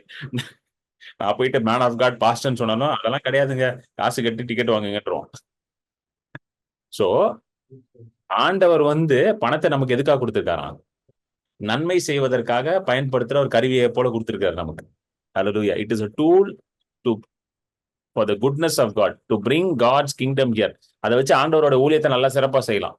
குடும்பத்தை நீங்க நல்லா கொண்டு வரலாம். உங்க பிள்ளைங்க ஃபீஸ் கட்டலாம், வீடு கட்டலாம், பிள்ளைங்களுக்கு நல்ல எதிர்காலத்தை உண்டாக்கலாம். அது எல்லாத்துக்கும் என்ன தேவைப்படுதுங்க? பணம் தேவைப்படுது. புரியுதுங்களா? எதுக்கு வேலைக்கு போறீங்க? அந்த பணத்தை சம்பாதிச்சு குடும்பத்தை நடத்துறதுக்கு தான் போறீங்க. கரெக்டா? இல்ல பிரதர், அந்த கம்பெனி எனக்கு ரொம்ப பிடிக்கும், அதான் வேலைக்கு போறேன் அப்படின்னு போறீங்களா? அது அப்படி யாரும் போற மாதிரி தெரியல எனக்கு. பாதி பேர் போறது எதுக்கு? பணம் சம்பாதிச்சு குடும்பத்தை நடத்துறதுக்கு தான். ஹல்லேலூயா, ஆமென். சோ ஆண்டவர் எந்த சாபத்துல இருந்து நம்மளை விடுதலையாக்கி இருக்கிறாரு? இந்த குறைவு, தரித்திரம், இந்த சாபத்துல இருந்து விடுதலையாக்கி இருக்காரு. பாருங்க, 2 கொரிந்தியர் 8:9 நம்ம முடிச்சிருவோம். 2 கொரிந்தியர் 8:9. 2 Corinthians 8:9. நம்முடைய கர்த்தராகிய இயேசு கிறிஸ்துவின் கிருபையை அறிந்திருக்கிறீர்களே, அவர் ஐஸ்வர்யம் உள்ளவராய் இருந்தும் நீங்கள் அவருடைய தரித்திரத்தினாலே ஐஸ்வர்யவான்கள் ஆகும்படிக்கு உங்கள் நிமித்தம் தரித்திரரானாரே. அவர் ஐஸ்வர்யனாக இருந்தாலும் நீங்கள் ஐஸ்வர்யனாகும்படி அவர் உங்கள் நிமித்தம் தரித்திரரானார். அவர் இயேசு கிறிஸ்து எங்க தரித்திரரானாரு? கல்வாரி சிலுவையில தரித்திரரானார். On the cross he became poor. சிலுவையில தொங்கும்போது ஒண்ணுமே இல்லாம தொங்கினாரா? நிர்வாணமா தொங்கினார். he lost everything. எல்லாத்தையும் விட்டுட்டு அவர் நிர்வாணமா தொங்குறார், தரித்திரரா தொங்கினார். எதுக்கு? ஐஸ்வர்யவானா இருந்தாலும் நம் நிமித்தம் நாம் ஐஸ்வர்யனாகும்படி அவர் தரித்திரரானார். So that we might become rich through his poverty, we might become rich. He became poor for us. Hallelujah, amen. அடுத்தது அதே 9வது அதிகாரம் 2 கொரிந்தியர் 9:6 வசனம் படிங்க. 6-8. 2 கொரிந்தியர் 9வது அதிகாரம் 6-8. பின்னும் நான் சொல்லுகிறது என்னவெனில், சிறுக விதைக்கிறவன் சிறுக அறுப்பான், பெருக விதைக்கிறவன் பெருக அறுப்பான். அடுத்தது 7 or 7. okay. அவனவன் விசனமாயும் அல்ல கட்டாயமாயும் அல்ல தன் மனதில் நியமித்தபடியே கொடுக்க கடவன். உற்சாகமாய் கொடுக்கிறவனிடத்தில் தேவன் பிரியமாய் இருக்கிறார். மேலும் நீங்கள் எல்லாவற்றிலும் எப்பொழுதும் சம்பூரணமுடையவர்களாயும் சகலவித நற்கிரியைகளிலும் பெருகுகிறவர்களுமாயும் இருக்கும்படியாக தேவன் உங்களிடத்தில் சகலவித கிருபையையும் பெருக செய்ய வல்லவராய் இருக்கிறார். தேவன் வந்து எப்படிப்பட்டவரா? எல்லாத்தையும் சம்பூர்ணமா இருக்கணுமா? எல்லாத்துலயும் எல்லா நற்கிரிகளையும் செய்வதற்கு வல்லவரா நீங்க இருக்கணுமா? அதற்கு சகல கிருபையும் அவர் என்ன பண்ணுவாராம்? பெருக செய்வாராம். He wants you to have all sufficiency in all things and abundance in all things for every good work. இதுதான் ஆண்டவர் சித்தம். கரெக்டா? சோ இந்த கிவிங் இருக்கு பாத்தீங்களா, கொடுக்கறது இருக்கு பாத்தீங்கன்னா, இது ஒரு ஸ்பிரிச்சுவல் லா. எப்படி வந்து விசுவாசம் வந்து ஒரு ஸ்பிரிச்சுவல் லாவா, அதே போல கிவிங் ஒரு ஸ்பிரிச்சுவல் லா. சோ கொடுக்கறதுனால நம்ம எதை வெளிக்காட்டுறோம் நம்ம வாழ்க்கையில? நான் தேவனை விசுவாசிக்கிறேன்றதை எதன் மூலமா நான் வெளிக்காட்டுறேங்க? கொடுக்கறதுனால வெளிக்காட்டுறேன். ஆமென். நான் வந்து when I give, I say I trust God, God is my source, therefore I am giving. இதுதான் நான் செய்வேன். இப்ப மாசம் நம்ம வந்து காணிக்கை கொடுக்குறோம். நிறைய பேர் என்ன நினைக்கிறாங்கன்னா, காணிக்கை கொடுக்கறது வந்து பாவம் பாஸ்டர் மைக்க பிடிச்சி கேட்கிறாரு, கொடுங்கன்றாரு, அதனால கொடுக்குறோம். அதுக்காக கொடுக்கலங்க. நிறைய பேர் அது அப்படியேதான் நினைச்சிட்டு இருக்காங்க. பாஸ்டர் வாரம் கேட்கிறாரு, சரி கொடுத்துருவோம். பாவம் அவரும் வயசாயிருச்சு, பாவம் கத்திக்கிட்டே இருக்கிறாரு, மைக்கு பிடிச்சி கொடுங்கள் அப்பொழுது கொடுக்கப்படும். அதனாலதான் சில பேர் என்ன பண்றாங்க, கொடுக்கலன்னா ஆண்டவர் காலை உடைச்சிருவாரு, கையை உடைச்சிருவாருன்னு பிரசங்கம் பண்ண ஆரம்பிச்சிட்டாங்க. காலை உடைப்பார், கையை உடைப்பார், அப்புறம் என்ன பண்ணுவார், ஆஸ்பத்திரியில கொண்டு போய் படுக்க வச்சிருவார். எப்போ கொடுக்கலனா அப்படின்னு பிரசங்கம் பண்ண ஆரம்பிச்சிட்டாங்க. நான் பைபிள்ல வந்து அப்படி எங்கேயுமே எழுதல. எங்கேயா எழுதியிருக்கா கொடுக்கலன்னா காலை உடைப்பான்னு எழுதியிருக்கா? அப்படி எழுதல. ஆனாலும் பைபிள்ல கொடுக்கறத பத்தி எழுதியிருக்கு நிறைய. ஏன் கொடுக்கறத பத்தி எழுதியிருக்குன்னா, நம்ம கொடுக்கும் பொழுது கர்த்தர் தான் என்னுடைய ஆதாரம் என்பதை நம்ம என்ன பண்றோம்? வெளிக்காட்டுறோம். ஹல்லேலூயா. when we are giving, we are saying that God is my only source. அவர் மட்டும்தான் எனக்கு ஆதாரம் அப்படின்றத நான் விசுவாசத்தினால காட்டுறேன். அதனாலதான் நம்ம கொடுக்குறோம். சோ பவுல் வந்து கொடுக்கறத பத்தி எழுதுறாரு. ஃபர்ஸ்ட் 8வது அதிகாரம் 2 கொரிந்தியர் 8 என்ன எழுதுறாரு? அவர் தரித்திரர் ஆனார், நாம் ஐஸ்வர்யவான் ஆகும்படின்னு எழுதிட்டு 9வது அதிகாரத்துல எப்படி எழுதுறாரு பவுல்? சிறுக விதைக்கிறவன் சிறுக அறுப்பான், பெருக விதைக்கிறவன் பெருக அறுப்பான். உற்சாகமா கொடுங்கள், கட்டாயத்தினாலும் அல்ல விசனமாகும் அல்ல. புரியுதுங்களா? உற்சாகமா கொடுங்கள்னா என்ன அர்த்தம்? அந்த இதை எடுத்துரு விஜய், அது ஸ்லைடு எடு. உற்சாகமா கொடுங்கன்னு அர்த்தம் சந்தோஷமா கொடுங்கன்னு அர்த்தம்.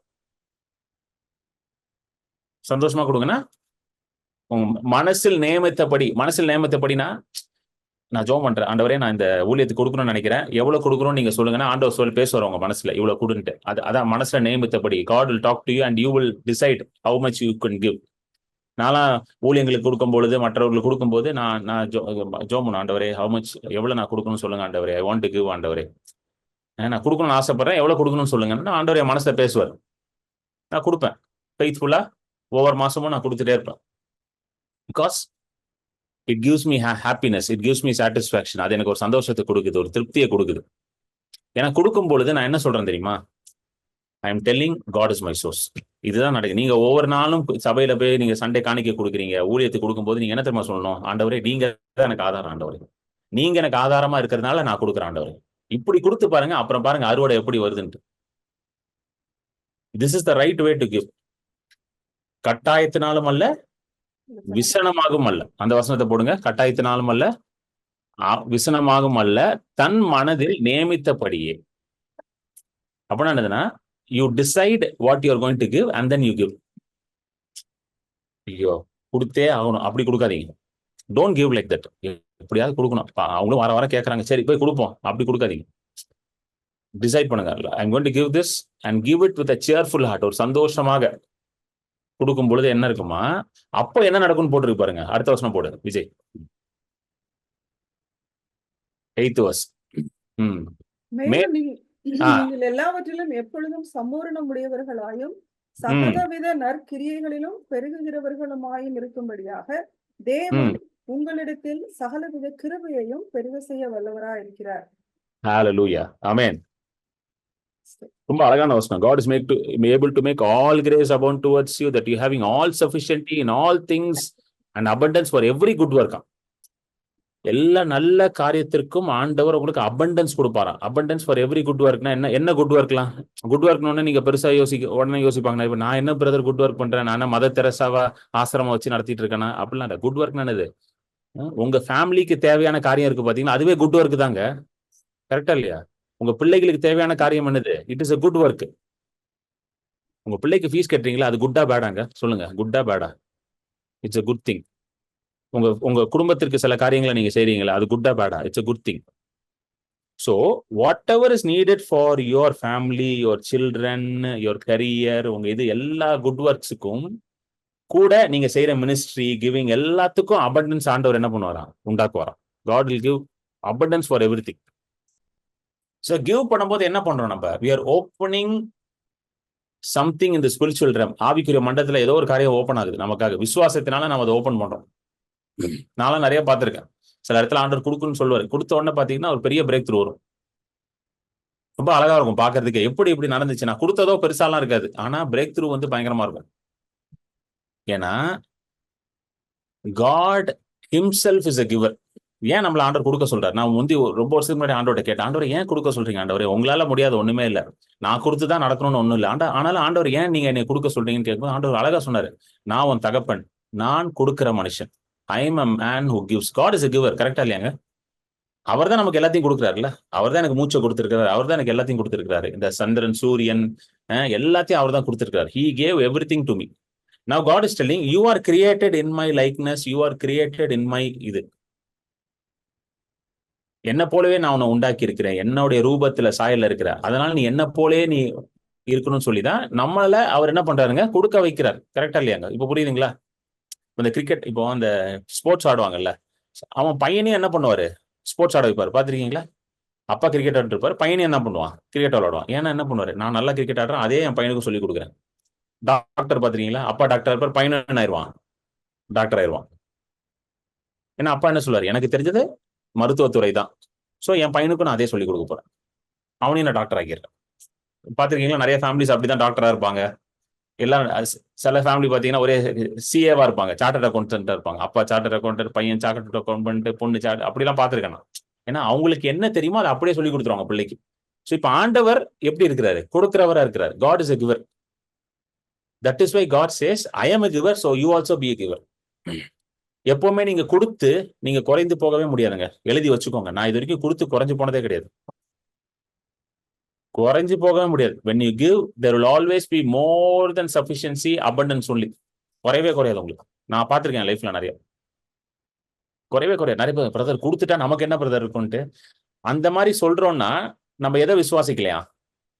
கர்த்தர் தான் என் ஆதாரம்ன்றது விசுவாசிக்கல.